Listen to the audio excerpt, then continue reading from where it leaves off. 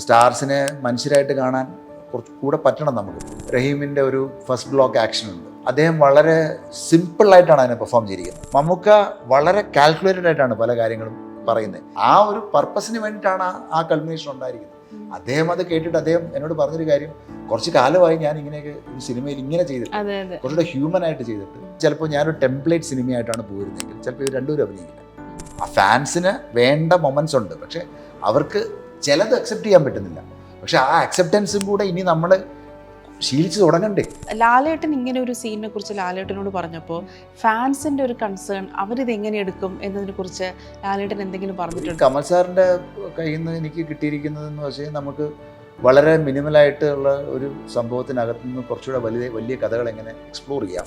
കഥയുടെ ആ സത്ത ഉൾക്കൊള്ളാതെ വേറെ തരത്തിലേക്ക് ഡിസ്കഷൻസ് പോകുമ്പോൾ എനിക്കത് ഭയങ്കര ഫിയർ ഉണ്ടാവും. ഫ്ലാറ്റ് നറേറ്റീവ് ആണ് അങ്ങനെയൊക്കെ ചില പോപ്പുലർ റിവ്യൂവേഴ്സ് പറഞ്ഞല്ലോ. അപ്പം അത്തരം ആൾക്കാർ റിവ്യൂസ് ആണ് എനിക്കറിയാം. അത് ഈ പറഞ്ഞ മറ്റു തരത്തിലുള്ള പോപ്പുലർ റിവ്യൂസ് ആണ് ഞാൻ അങ്ങനെ കാണുന്നത്. രാഷ്ട്രീയം സംസാരിക്കാൻ പാർട്ടി സംസാരിക്കണം എന്നില്ല, പുറകെ നടന്ന് കൺവിൻസ് ചെയ്തെടുക്കാൻ ഒരു സമയം എടുത്തിട്ടില്ല. ഇതിൻ്റെ മൗണ്ടിങ്ങിനാണ് സമയം എടുത്തിരിക്കുന്നത്. കാരണം ഇതിനകത്ത് ഈ സിനിമ ഉണ്ടാക്കാനുള്ള മൂലധനത്തിന് വേണ്ടിയാണ് ഞാൻ ഇത്രയും കാലം ഓടിയിരിക്കുന്നത്. ഞാൻ കൺവിൻസ് ചെയ്യാൻ ബുദ്ധിമുട്ടെന്ന് പറയുമ്പോൾ റിജക്ഷൻ്റെ ബുദ്ധിമുട്ടുകൾ നിങ്ങളാരും അറിഞ്ഞിട്ടില്ല. ടുവേർഡ്സ് ബ്ലാക്ക് ഒരു ക്യാരക്ടറിനായിട്ട് ഞാൻ ഫഹദിനെ ഇതുവരെ പോർട്രേ ചെയ്തിട്ടുണ്ട്. അപ്പോൾ എനിക്ക് ആ ഫഹദിൻ്റെ എനർജി എനിക്ക് ഭയങ്കര ആവശ്യമായിരുന്നു. ഫേസ്ബുക്ക് തന്നെ അഡ്മിറ്റ് ചെയ്തല്ലോ, ഞങ്ങളുടെ ഡാറ്റ കൊടുക്കുന്നുണ്ട്. നല്ല സിനിമകൾ ഇഷ്ടപ്പെടുന്ന പ്രേക്ഷകരെയാണ് ഞാൻ എപ്പോഴും കാണുന്നത്. ആ പ്രേക്ഷകർക്ക് ഈ സിനിമ വർക്കാവുന്നുണ്ട്, അതിനുള്ള തെളിവ് എനിക്ക് തന്നെ വരുന്നുണ്ട്. പെട്രൂട്ടിൻ്റെ സംവിധായകൻ മഹേഷ് നാരായണനാണ് ഇന്ന് നമ്മോടൊപ്പം ഉള്ളത്. ഹലോ മഹേഷ്. സാർ ഒരു ഇൻ്റർവ്യൂവിൽ പറഞ്ഞിട്ടുണ്ട്, മമ്മൂട്ടി മോഹൻലാൽ ഒരുമിച്ച് അഭിനയിച്ച സിനിമകളിൽ വാർത്ത എന്നുള്ളൊരു സിനിമ, IV ശശി സംവിധാനം ചെയ്ത സിനിമ സാറിന് ഒരുപാട് ഇഷ്ടമുള്ളൊരു സിനിമയാണെന്ന്. ഇപ്പോൾ എനിക്ക് തോന്നുന്നത് പെട്രൂട്ട് അവരുടെ ഒരു 56-മത്തെയോ 57-മത്തെയോ സിനിമയാണ് പേട്രിയോട്ട്. അപ്പോൾ സാറ് ഇപ്പോൾ ഞാനും സാറൊക്കെ നമ്മളൊക്കെ വളർന്നത് മമ്മൂട്ടി മോഹൻലാൽ സിനിമകൾ കണ്ടാണല്ലോ നമ്മൾ വളർന്നത് തന്നെ, നമ്മളുടെ ഒരു കൗമാരവും യൗവനവും ഒക്കെ. അപ്പോൾ സാറിൻ്റെ ഒരു ഇതിൽ സാറ് കണ്ട സിനിമകളിൽ, മമ്മൂക്ക മോഹൻലാൽ കണ്ട സിനിമകളിൽ, ഇപ്പോൾ വാർത്തയാണെങ്കിലും ഏത് സിനിമയാണെങ്കിലും ആ സിനിമകളുടെ ഏതെങ്കിലും particular moment, particular sequence, particular dialogue, അതിൽ നിന്ന് ഇൻസ്പയർഡ് ആയിട്ടുള്ള എന്തെങ്കിലും കാര്യങ്ങൾ സാറ് പേട്രിയോട്ടിൽ അപ്ലൈ ചെയ്യാൻ ശ്രമിച്ചിട്ടുണ്ടോ? എനിക്ക് അങ്ങനെ തോന്നുന്നില്ല. പേട്രിയോട്ടിൽ ആക്ച്വലി ക്യാരക്ടേഴ്സായിട്ട് തന്നെയാണ് എല്ലാവരും അഭിനയിച്ചേക്കുന്നത്. അങ്ങനെ ഒരു താരത്തിൻ്റെ ഓറയിൽ വന്നിട്ട് ആരും അഭിനയിച്ചിട്ടുണ്ടോ എന്ന് എനിക്ക് തോന്നുന്നില്ല. പ്ലോട്ടായിട്ടാണ് ഈ കഥ മുമ്പോട്ട് കൊണ്ടുപോകുന്നത്. അപ്പം ഞാൻ ഇഷ്ടപ്പെടുന്നത് കുറച്ചുകൂടെ കറണ്ടായിട്ടുള്ള ചില വിഷയങ്ങൾ പറയാനായിട്ട്. ഞാൻ വാർത്ത ഉദ്ദേശിക്കുന്നത് അതിനകത്ത് ആ വിഷയം വന്ന് ഭയങ്കര കറണ്ടായിരുന്നു. ആ ഒരു അർത്ഥത്തിലാണ് വാർത്ത പോലത്തെ സിനിമകൾ എനിക്ക് താല്പര്യമുണ്ടെന്നുള്ളത് പറയുന്നത്. ഇതിനകത്ത് അങ്ങനത്തെ ആയിട്ടുള്ള ഒന്നും എനിക്ക് തോന്നുന്നില്ല. അങ്ങനെ ഇല്ല. അങ്ങനെ മൊത്തത്തിലുള്ളൊരു ഒരു തീമാറ്റിക്കലി, വാർത്ത തീമാറ്റിക്കലി നോക്കിക്കഴിഞ്ഞാൽ ഒരു ബേസിക്കലി വോയിസ് അഗെയിൻസ്റ്റ് സിസ്റ്റം എന്നുള്ളൊരു കോൺസെപ്റ്റാണ്. അപ്പോൾ അതേ കോൺസെപ്റ്റ് തന്നെയാണ് ഇതിനകത്ത് ഉള്ളത്. It's A voice against system, പക്ഷേ പല രീതിയിലുള്ള വോയിസാണ് അതിനെ റെപ്രസെൻ്റ് ചെയ്യുന്നത്. ചിലപ്പം അത്രയും വാർത്ത അന്ന് ചെയ്തപ്പോൾ കുറച്ചുകൂടി ലൗഡറായിരുന്നു, ഇന്ന് ചിലപ്പോൾ അത്രയും ലൗഡർ ആയിരിക്കില്ല നമ്മൾ പറയുന്ന രീതികൾ. അതുകൊണ്ട് അത് മാറിയ കാലത്തെ സിനിമയുടെ ഒരു പ്രത്യേകത കൂടെയാണ് സട്ടിലായിട്ട് കാര്യം പറയാന്നുള്ളത്. സാർ ഇപ്പോൾ നമ്മളിപ്പോൾ ഇതിൻ്റെ ഒരു റൈറ്റിംഗ് പ്രോസസ്സിൽ ഇപ്പോൾ സാറ് തന്നെ പല ഇൻ്റർവ്യൂസിലും പറഞ്ഞിട്ടുണ്ട് ലാലേട്ടന് സജസ്റ്റ് ചെയ്തത് മമ്മൂക്കയാണെന്നുള്ളത്. അപ്പോൾ ഇതിൻ്റെ റൈറ്റിംഗ് പ്രോസസ്സിൽ ഇത്രയും വലിയൊരു ഒരു സ്റ്റാർ കാസ്റ്റിനെ അക്കോമഡേറ്റ് ചെയ്യുക എന്നുള്ളത് ഒരു ചെറിയ കാര്യമല്ല.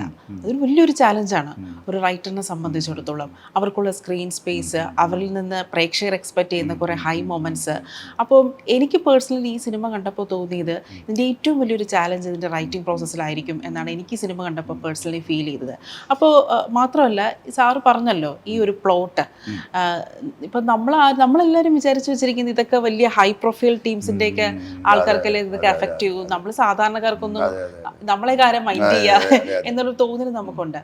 അപ്പോൾ സാറിന് എങ്ങനെയാണ് ഈ ഒരു പ്ലോട്ട് സ്പാർക്ക് ചെയ്തത്? മാത്രമല്ല ഇതിൻ്റെ റൈറ്റിംഗ് പ്രോസസ്സിൽ ഇങ്ങനൊരു അക്കോമഡേഷൻ ഉണ്ടല്ലോ, എല്ലാവരെയും അക്കോമഡേറ്റ് ചെയ്യുക എന്നുള്ളത്, ആ ചാലഞ്ച് അതിനെയൊക്കെ സാർ എങ്ങനെ ഓവർകം ചെയ്ത്? ആരെയും അക്കോമഡേറ്റ് ചെയ്യാൻ വേണ്ടിയിട്ട് എഴുതിയിട്ടില്ല. കാരണം ഇത് സ്ക്രിപ്റ്റ് ആയതിനു ശേഷമാണ് എല്ലാവരോടും അപ്രോച്ച് ചെയ്തിരിക്കുന്നത്. അപ്പോൾ പ്രൈമറിലി ഇതിൻ്റെ ഇഷ്യൂ ലെവലിൽ നമ്മൾ നോക്കിക്കഴിഞ്ഞാൽ നമ്മുടെ ഡെയിലി ബേസിൽ നമ്മളിപ്പോൾ കാണുന്ന പല ചില ചില ചില ചില സിറ്റുവേഷൻസ്, ചില ഹ്യൂമൻ സ്റ്റോറീസ് നമ്മളെ ഭയങ്കരമായിട്ട് സ്ട്രൈക്ക് ചെയ്യും. അപ്പോൾ അങ്ങനെ എന്നെ സ്ട്രൈക്ക് ചെയ്ത ചില മൊമെൻറ്റ്സ് ഉണ്ട് ഈ പടത്തിനകത്ത്. ഇപ്പം ഞാനിപ്പം പെരിസ്കോപ്പ് എന്ന് ഉദ്ദേശിക്കുന്നത് എന്താണെന്നുള്ളത് എല്ലാവർക്കും അറിയാം. അല്ല സാർ, ഇത് ഏതെങ്കിലും ഒരു പത്രമാധ്യമങ്ങളിൽ നിന്നുള്ള വാർത്തയല്ല, ഇത് മൊത്തത്തിൽ ജനറലി നമ്മുടെ രാജ്യത്തെ അഫക്റ്റ് ചെയ്യുന്ന ഒരു പ്രശ്നത്തിൻ്റെ തുടക്കമാണ്. അത് അഫക്റ്റ് ചെയ്ത് തുടങ്ങിയിട്ടുണ്ടോ എന്ന് ചോദിച്ചു കഴിഞ്ഞാൽ ഇല്ല. പക്ഷേ അഫക്റ്റ് ചെയ്ത വിക്ടിംസിനെ നമുക്ക് ഒരുപാട് പേർക്ക് നമുക്ക് ചുറ്റുപാട്, അപ്പം നമുക്ക് ഈ അടുത്ത് തന്നെ നമുക്കറിയാം എത്രയോ ആത്മഹത്യകൾ ഇതുമായിട്ട് ബന്ധപ്പെട്ട് നടക്കുന്നുണ്ട്. കാരണം ഞാനിതിനെ ആലോചിക്കുന്നത് അതിൽ നിന്നുകൊണ്ടൊരു സിനിമ എങ്ങനെ ഉണ്ടാക്കാം എന്നുള്ളതിനെക്കുറിച്ചാണ് ഞാൻ ആദ്യം ആലോചിക്കുന്നത്. അപ്പോൾ ഇപ്പോഴാണ് ആൾക്കാർക്ക് പെരിസ്കോപ്പിനെ കുറിച്ചുള്ള വായനകൾ എന്താണ് ഉദ്ദേശിച്ചിരിക്കുന്നത് മനസ്സിലാവുന്നത്. ഇപ്പോൾ ഇതിനകത്ത് ശക്തിയുടെ ഒരു പ്രോഗ്രാം അവർ ഡെവലപ്പ് ചെയ്തിരിക്കുന്ന പ്രോഗ്രാം ഇന്ന് നിങ്ങളുടെ ഫോണിലും മെസ്സേജ് ആയിട്ടുണ്ട്. അത് നിങ്ങൾ ക്ലിക്ക് ചെയ്തിട്ടുണ്ടാവാം, ചിലപ്പോൾ എനിക്കറിയത്തില്ല. അപ്പോൾ അത് മാൻഡേറ്ററി ആക്കണം എന്നുള്ളൊരു സിസ്റ്റം ഇടയ്ക്ക് വന്നായിരുന്നു. അത് വന്ന സമയത്ത് അതിനകത്തൊരു കോൺട്രവേഴ്സി വന്നു. ഇതൊക്കെ എൻ്റെ ഷൂട്ടിങ്ങിൻ്റെ പ്രോസസ്സിൽ നടന്ന കാര്യങ്ങളാണ്. അപ്പോൾ എവിടെയോ ഞാൻ കണ്ടിരുന്ന ഒരു സാധനം, ഞാൻ എഴുതിയ സാധനം പതുക്കെ പതുക്കെ വന്നുകൊണ്ടിരിക്കുന്നു എന്നുള്ളൊരു ഒരു തോട്ട് ഞങ്ങളുടെ ഉള്ളിൽ തന്നെ വന്നു. ഓക്കെ, ഇത് സംഭവിച്ചുകൊണ്ടിരിക്കുകയാണല്ലോ, അതുകൊണ്ട് ഇത് റിലവൻ്റ് ആണെന്ന് തോന്നുന്നു ആദ്യം മുതലേ. അപ്പോൾ ഇപ്പോൾ ഇതിനകത്ത് പറയുന്ന ഒരു ടോപ്പിക്ക്, ആ ടോപ്പിക്കിൻ്റെ റൂട്ട് കോസ് ഞാൻ ആലോചിച്ച സമയത്ത് ഇപ്പോൾ എത്രയോ ആളുകൾക്ക് ഇപ്പോൾ നമ്മൾ ഈ ഇൻസ്റ്റൻ്റ് ആയിട്ടുള്ള ചില സാധനങ്ങൾക്ക് വേണ്ടിയിട്ട് നമ്മൾ ചില സാധനങ്ങൾ ഓൺലൈനായിട്ടുള്ള ഇത് നമ്മൾ പെട്ടെന്നാണ് ഈ വായ്പയ്ക്കൊക്കെ വേണ്ടിയിട്ട് നമ്മൾ പെട്ടെന്ന് ഒരു ക്ലിക്ക് ചെയ്തങ്ങ് പോവാണ്. അപ്പോൾ ഇത് വളരെ പെട്ടെന്നാണ്, 5 മിനിറ്റ് കൊണ്ടും 10 മിനിറ്റ് കൊണ്ടൊക്കെ നമുക്ക് ഈ പൈസ കിട്ടുന്നുണ്ട്. പൈസ മാത്രമല്ല, എല്ലാത്തെയും പല ബെനിഫിറ്റും നമുക്ക് കിട്ടുന്നുണ്ട്. ഫ്രീ ബീസ് ആയിട്ടുള്ള പല സാധനങ്ങളും കിട്ടുന്നുണ്ട്. അപ്പോൾ ഇതിനകത്തൊക്കെ എന്താണുള്ളത് നമ്മൾ നോക്കുന്നില്ല, നമ്മൾ എഗ്രി ചെയ്ത് കൊടുക്കാൻ നമുക്ക്. അങ്ങനെ ഏതെങ്കിലും ഒരു പേഴ്സണൽ എക്സ്പീരിയൻസ് പേഴ്സണൽ എക്സ്പീരിയൻസ് എന്ന് പറഞ്ഞാൽ എൻ്റെ അല്ല ഞാൻ പറയുന്നത്, ഞാൻ കണ്ട ഒരുപാട് വ്യക്തികൾക്ക് അങ്ങനെ ഉണ്ടായിട്ടുണ്ട്. അപ്പം അവരിലെല്ലാം ഇപ്പോൾ ഞാനിപ്പോൾ സംസാരിക്കുന്ന പോലീസ് ഉദ്യോഗസ്ഥർ അല്ലെങ്കിൽ അങ്ങനത്തെ ടെക് ഉദ്യോഗസ്ഥർ, ഇവരെല്ലാവരും പറയുന്നത് there is a kind of എന്താ പറയുന്ന ഒരു mass surveillance which is going to happen. So അത് നിങ്ങൾക്ക് ഇപ്പോൾ മനസ്സിലാവില്ല, ഗ്രാജുവലി അത് മനസ്സിലായി തുടങ്ങും. പക്ഷേ അത് മനസ്സിലാക്കുന്നതിന് എന്താ പറയുന്നത് കുറച്ച് സമയം എടുക്കുമായിരിക്കും, ചിലപ്പോൾ ആൾക്കാർക്ക് സമയം എടുക്കുമായിരിക്കും. പക്ഷേ ആൾക്കാർ കുറച്ചുകൂടെ അതിനെക്കുറിച്ച് അവെയറായി തുടങ്ങേണ്ട ഒരു കാലത്താണ് നമ്മളിന്ന് ജീവിക്കുന്നത്. കാരണം ഇൻ്റർനെറ്റ് ഇത്രയും ചീപ്പറായിട്ട് കിട്ടുന്നൊരു രാജ്യം വേറെ ഉണ്ടെന്ന് എനിക്ക് തോന്നുന്നില്ല. നമുക്ക് പൊതുവെ പുറത്തൊക്കെ നോക്കിക്കഴിഞ്ഞാൽ ഡാറ്റ വളരെ റെസ്ട്രിക്റ്റഡ് ആയിട്ട് യൂസ് ചെയ്യുന്ന ഒരുപാട് മനുഷ്യരുണ്ട്. അപ്പോൾ ആ കാലത്ത് നമ്മൾ ഈ പറഞ്ഞ പോലെ ചിലർക്ക് തോന്നും ഇതൊക്കെ എനിക്കെന്താ, എന്നെ ഇതൊന്നും ബാധിക്കുന്ന വിഷയമല്ലല്ലോ, നേരത്തെ പറഞ്ഞ പോലെ ഞാനൊന്നും ഇതിൽ പെടുന്ന ആളല്ലല്ലോ എന്ന് പറയുന്ന പോലെ ഇപ്പോൾ എന്താണ് ഒരു സോഷ്യൽ സ്കോർ എന്ന് പറയുന്ന സാധനം കൊണ്ടുവന്നു കഴിഞ്ഞാൽ എന്തായിരിക്കും സംഭവിക്കാൻ പോകുന്നത്. അത് നമ്മളെ അലാമിംഗ് ആണ്. കാരണം നമ്മൾ നാളെ നമ്മൾക്ക് ഇത്രത്തോളം ഇപ്പം നിങ്ങൾ യാത്ര ചെയ്യുന്നുണ്ട്, നിങ്ങൾ ഊബറിൽ യാത്ര ചെയ്യുന്നുണ്ട്, നിങ്ങൾ ഓൺലൈൻ പല സംഭവങ്ങളും നിങ്ങൾ ഉപയോഗിക്കുന്നുണ്ട്. ഇതിനകത്തൊക്കെ ഇപ്പോൾ സ്വിഗ്ഗിക്കാർ ചോദിക്കുന്ന അല്ലെങ്കിൽ ഊബർ ഡ്രൈവർ ചോദിക്കുന്ന ഒന്ന് റേറ്റ് ചെയ്തേക്കണേ എന്ന് ചോദിക്കുന്നതിന് ചോദിക്കുന്നത് പോലെ തന്നെ നിങ്ങൾക്കൊരു റേറ്റിംഗ് ഉണ്ട്. ഒരു ബേസിക്കലി ഒരു കസ്റ്റമർക്കും ഒരു റേറ്റിംഗ് ഉണ്ട്. ആ റേറ്റിംഗ് നമ്മൾ മനസ്സിലാക്കുന്നില്ല. അപ്പോൾ ഇതിൻ്റെയൊക്കെ റേറ്റിങ്ങിൻ്റെ അടിസ്ഥാനത്തിൽ നമ്മൾ ഈ പറഞ്ഞ പോലെ നമ്മൾ കുറച്ചുകൂടെ ക്രിട്ടിക്കലായിട്ട് നമ്മൾ സംസാരിക്കണം തോന്നിക്കഴിഞ്ഞാൽ, നമുക്ക് എന്തെങ്കിലും ഒരു ചെറുതായിട്ട് നമുക്കൊരു വിഷമം ഒരു വിഷയത്തിൽ ഉണ്ടായിക്കഴിഞ്ഞാൽ അതിനെ എഗെയിൻസ്റ്റ് ആയിട്ടെന്ന് പറയുന്നത് ആരെയും വ്യക്തിപരമായിട്ട് ഹേർട്ട് ചെയ്യാനായിട്ടല്ല, പക്ഷേ നമ്മൾ അങ്ങനെ എന്തെങ്കിലും ഒരു പോസ്റ്റ് ഇടുകയോ അങ്ങനെ എന്തെങ്കിലും ചെയ്യണം എന്ന് നമുക്ക് തോന്നിക്കഴിഞ്ഞാൽ അത് ചെയ്ത് കഴിഞ്ഞതിന് ശേഷം പിന്നീട് ചിലപ്പോൾ നമ്മൾ അറിയുന്നു, നമുക്ക് ചിലപ്പോൾ ഒരു ഇൻ്റർവ്യൂവിന് എത്തുന്ന സമയത്ത് നമ്മൾ ആ ഇൻ്റർവ്യൂവിന് എലിജിബിൾ ആണെങ്കിൽ നമുക്ക് ആ ജോലി കിട്ടുന്നില്ല. അതിന് കാരണം നമ്മളാരും അന്വേഷിക്കുന്നില്ല. പിന്നീട് നമ്മളിത് ഡിഗ് ചെയ്ത് പോകുമ്പോഴാണ് മനസ്സിലാകുന്നത്, ഞാൻ അന്ന് അങ്ങനെ ഒരു സംഭവം കൊടുത്തിട്ടുണ്ടായിരുന്നു, അതിപ്പോഴാണ് എനിക്ക് ബാക്ക് ഫെയർ ചെയ്യുന്നത്. അതെല്ലാം ഒരു നെഗറ്റീവ് മാർക്കായിട്ടോ അല്ലെങ്കിൽ ആരൊക്കെയോ നമ്മളെ മോണിറ്റർ ചെയ്യുന്ന രീതിയിലേക്ക് മാറുന്ന ഒരു സാഹചര്യത്തിലേക്ക് നമ്മൾ പോകാൻ സാധ്യതയുണ്ട്. ആ സാധ്യതയെ നമ്മളൊന്ന് മുൻകൂട്ടി കാണുക എന്നുള്ളതാണ് ഈ സിനിമ പറഞ്ഞു വെച്ചിരിക്കുന്നത്. അപ്പം ഞാൻ അതിനകത്ത് ഇപ്പോൾ എല്ലാ സെക്ടറിലുള്ള മനുഷ്യരെയും കാണിക്കുന്നുണ്ട്. ഇപ്പം നമ്മൾ നോക്കിക്കഴിഞ്ഞാൽ ഒരു ഈ പറഞ്ഞ നമ്മുടെ ഇപ്പോൾ ഇത് ഒരു ഡിഫൻസ് ആപ്ലിക്കേഷൻ എന്ന് പറയുന്ന സാധനം എന്താണെന്നുള്ളത് മനസ്സിലായി. ഞാനിനി അത് പറയേണ്ട കാര്യമില്ല, എല്ലാവർക്കും മനസ്സിലായ കാര്യമാണ്. അപ്പം ആ ആപ്ലിക്കേഷൻ സാങ്ഷൻ ചെയ്ത ഒരാളുടെ ഡെലിമ എത്രത്തോളം ഉണ്ടാവും. കാരണം അതൊരു വെറുതെ ഒരു വീട്ടിലേക്ക് മേടിച്ചിരിക്കുന്ന ഒരു പ്രോസസ്സാണെങ്കിൽ പോലും ഇപ്പം നിങ്ങളുടെ വീട്ടിലേക്ക് ഒരു ഗാഡ്ജറ്റ് മേടിക്കുന്നു, ഈ ഗാഡ്ജറ്റിലൂടെ പല കാര്യങ്ങൾക്കും മനസ്സിലാക്കാൻ പറ്റുന്നുണ്ടെന്ന് അറിയുന്ന ഒരു മിനിറ്റിൽ നിങ്ങൾക്കുണ്ടാകുന്നൊരു ഫിയർ ഉണ്ടാവും. നിങ്ങളുടെ കുട്ടിക്ക് ചിലപ്പോൾ ഇത് ബാധിക്കുന്നുണ്ട്, റോങ് ആയിട്ട് ബാധിക്കുന്നുണ്ട്, അല്ലെങ്കിൽ നിങ്ങളുടെ വീട്ടുകാർക്ക് അത് ബാധിക്കുന്നുണ്ട്, അല്ലെങ്കിൽ അത് കൺസ്യൂം ചെയ്യുന്ന മറ്റു പലർക്കും അത് ബാധിക്കുന്നുണ്ട് എന്നറിയുന്ന മൊമെൻറ്റിൽ നിങ്ങൾക്കുണ്ടാകുന്ന ഒരു പാരനോയ ഉണ്ട്, ഒരു ഫിയർ ഉണ്ട്. ആ ഫിയർ ഒരു രാജ്യത്തിനെ മൊത്തം എന്താ പറയുന്നത് അതിനു വേണ്ടി മാത്രം വാങ്ങിയ ഒരാൾക്ക് അയാൾക്ക് അതിൻ്റെ നല്ല ഉദ്ദേശത്തിലാണ് അത് സാങ്ഷൻ ചെയ്തിരിക്കുന്നത്. അതിനെ പക്ഷേ അഡ്വേഴ്സായിട്ട് ഉപയോഗിക്കുന്നു എന്നറിയുന്നൊരു മൊമെൻറ്റിൽ സിസ്റ്റത്തിനകത്തുകൊണ്ട് അയാൾക്കൊന്നും സംസാരിക്കാൻ പറ്റത്തില്ല. He has to move out of the system. ചിലപ്പോൾ പുസ്തകമായിട്ട് എഴുതുമായിരിക്കും, ചില പുസ്തകങ്ങൾ ചിലപ്പോൾ ബാൻ ചെയ്യപ്പെടാം, അങ്ങനെയൊക്കെ സംഭവിച്ച ചരിത്രങ്ങൾ നമുക്കുണ്ട്.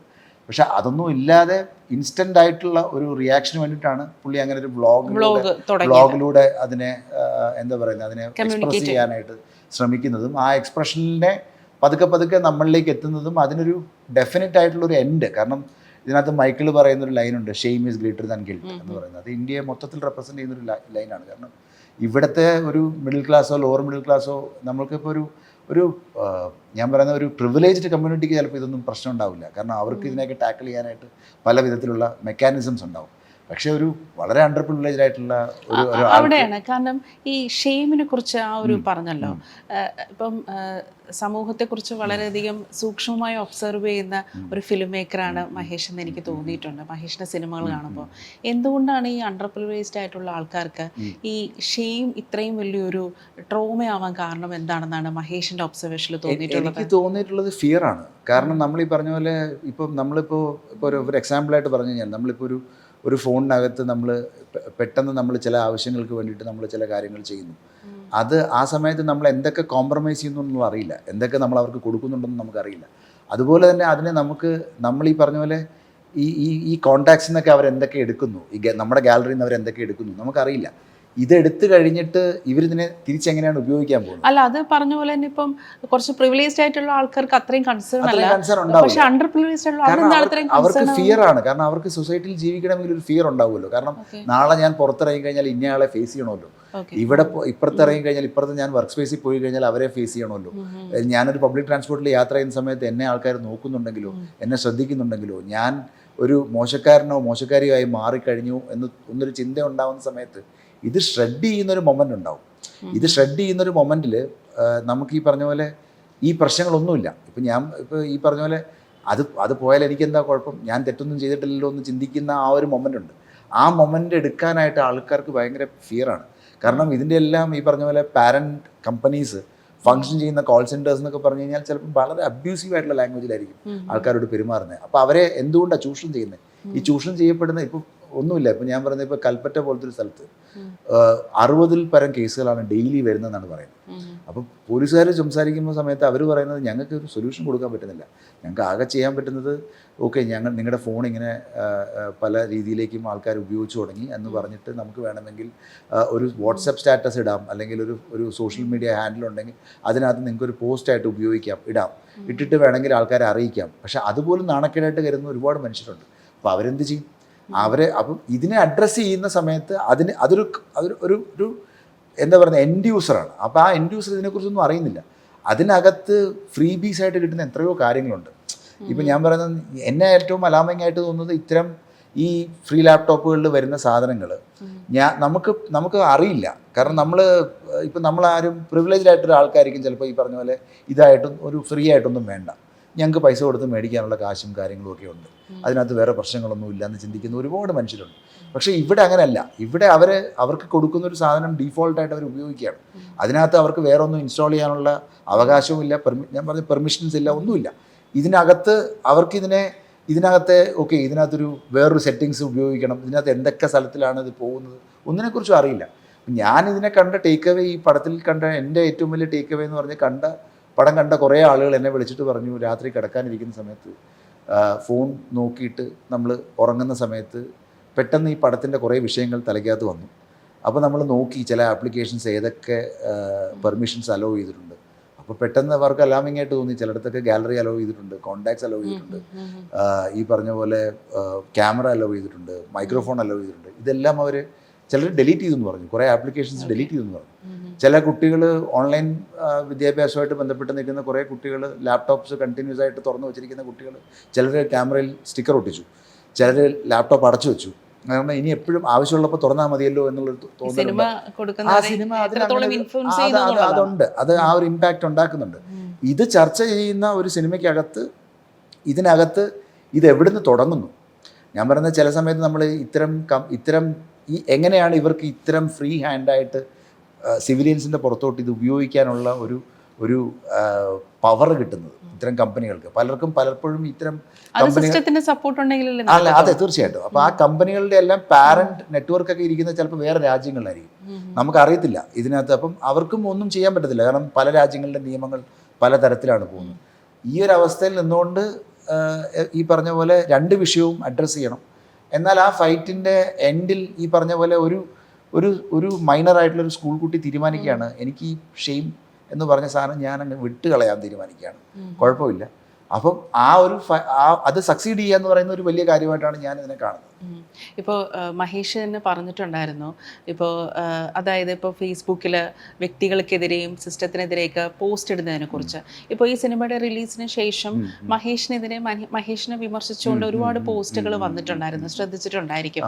അപ്പം അത്തരം പോസ്റ്റുകളൊക്കെ എങ്ങനെയാണ്? കാരണം ഒരു ഫിലിം മേക്കർ എന്നുള്ള നിലയിൽ പണ്ടൊക്കെ ആണെങ്കിൽ അങ്ങനെയല്ലല്ലോ, ഇപ്പം സോഷ്യൽ മീഡിയ ഒന്നും ഇല്ലായിരുന്നു, ആൾക്കാർ സിനിമ കണ്ട് അവർക്ക് അവരുടെ ഒപ്പീനിയൻ പറയാനുള്ള ഒരു പ്ലാറ്റ്ഫോംസ് ഇല്ല. പക്ഷെ ഇപ്പം സ്പോട്ടിൽ തന്നെ വരെയാണ് ഒപ്പീനിയൻ. അപ്പം ഇതിന് മഹേഷ് എങ്ങനെയാണ് ഇത്തരം വിമർശനങ്ങളൊക്കെ മഹേഷിനെ അഫക്റ്റ് ചെയ്യാറുണ്ടോ? എനിക്ക് പൊതുവേ ഞാൻ പറയുന്നത് എല്ലാവർക്കും അഭിപ്രായ സ്വാതന്ത്ര്യം ഉണ്ടല്ലോ. അപ്പോൾ അവർക്ക് അഭിപ്രായ സ്വാതന്ത്ര്യം ഉള്ള പോലെ ഒരു ഫിലിം മേക്കർക്കും അഭിപ്രായ സ്വാതന്ത്ര്യമുണ്ട്. എനിക്ക് തോന്നുന്നു അവരുടെ കൺസേൺ എന്ന് പറയുന്നത് ഈ പറഞ്ഞ പോലെ സ്റ്റാറുകളുടെ ഒരു കൂട്ടായ്മയിൽ ഉണ്ടാകുന്ന ഒരു സിനിമയ്ക്കകത്ത് അവർ എക്സ്പെക്ട് ചെയ്യുന്ന പോലെ ചിലപ്പോൾ സ്റ്റാർസിനെ കാണാൻ അവർക്ക് പറ്റിയിട്ടുണ്ടാവില്ല. അപ്പോൾ സ്റ്റാർസിനെ മനുഷ്യരായിട്ട് കാണാൻ കുറച്ച് കൂടെ പറ്റണം നമുക്കിപ്പം.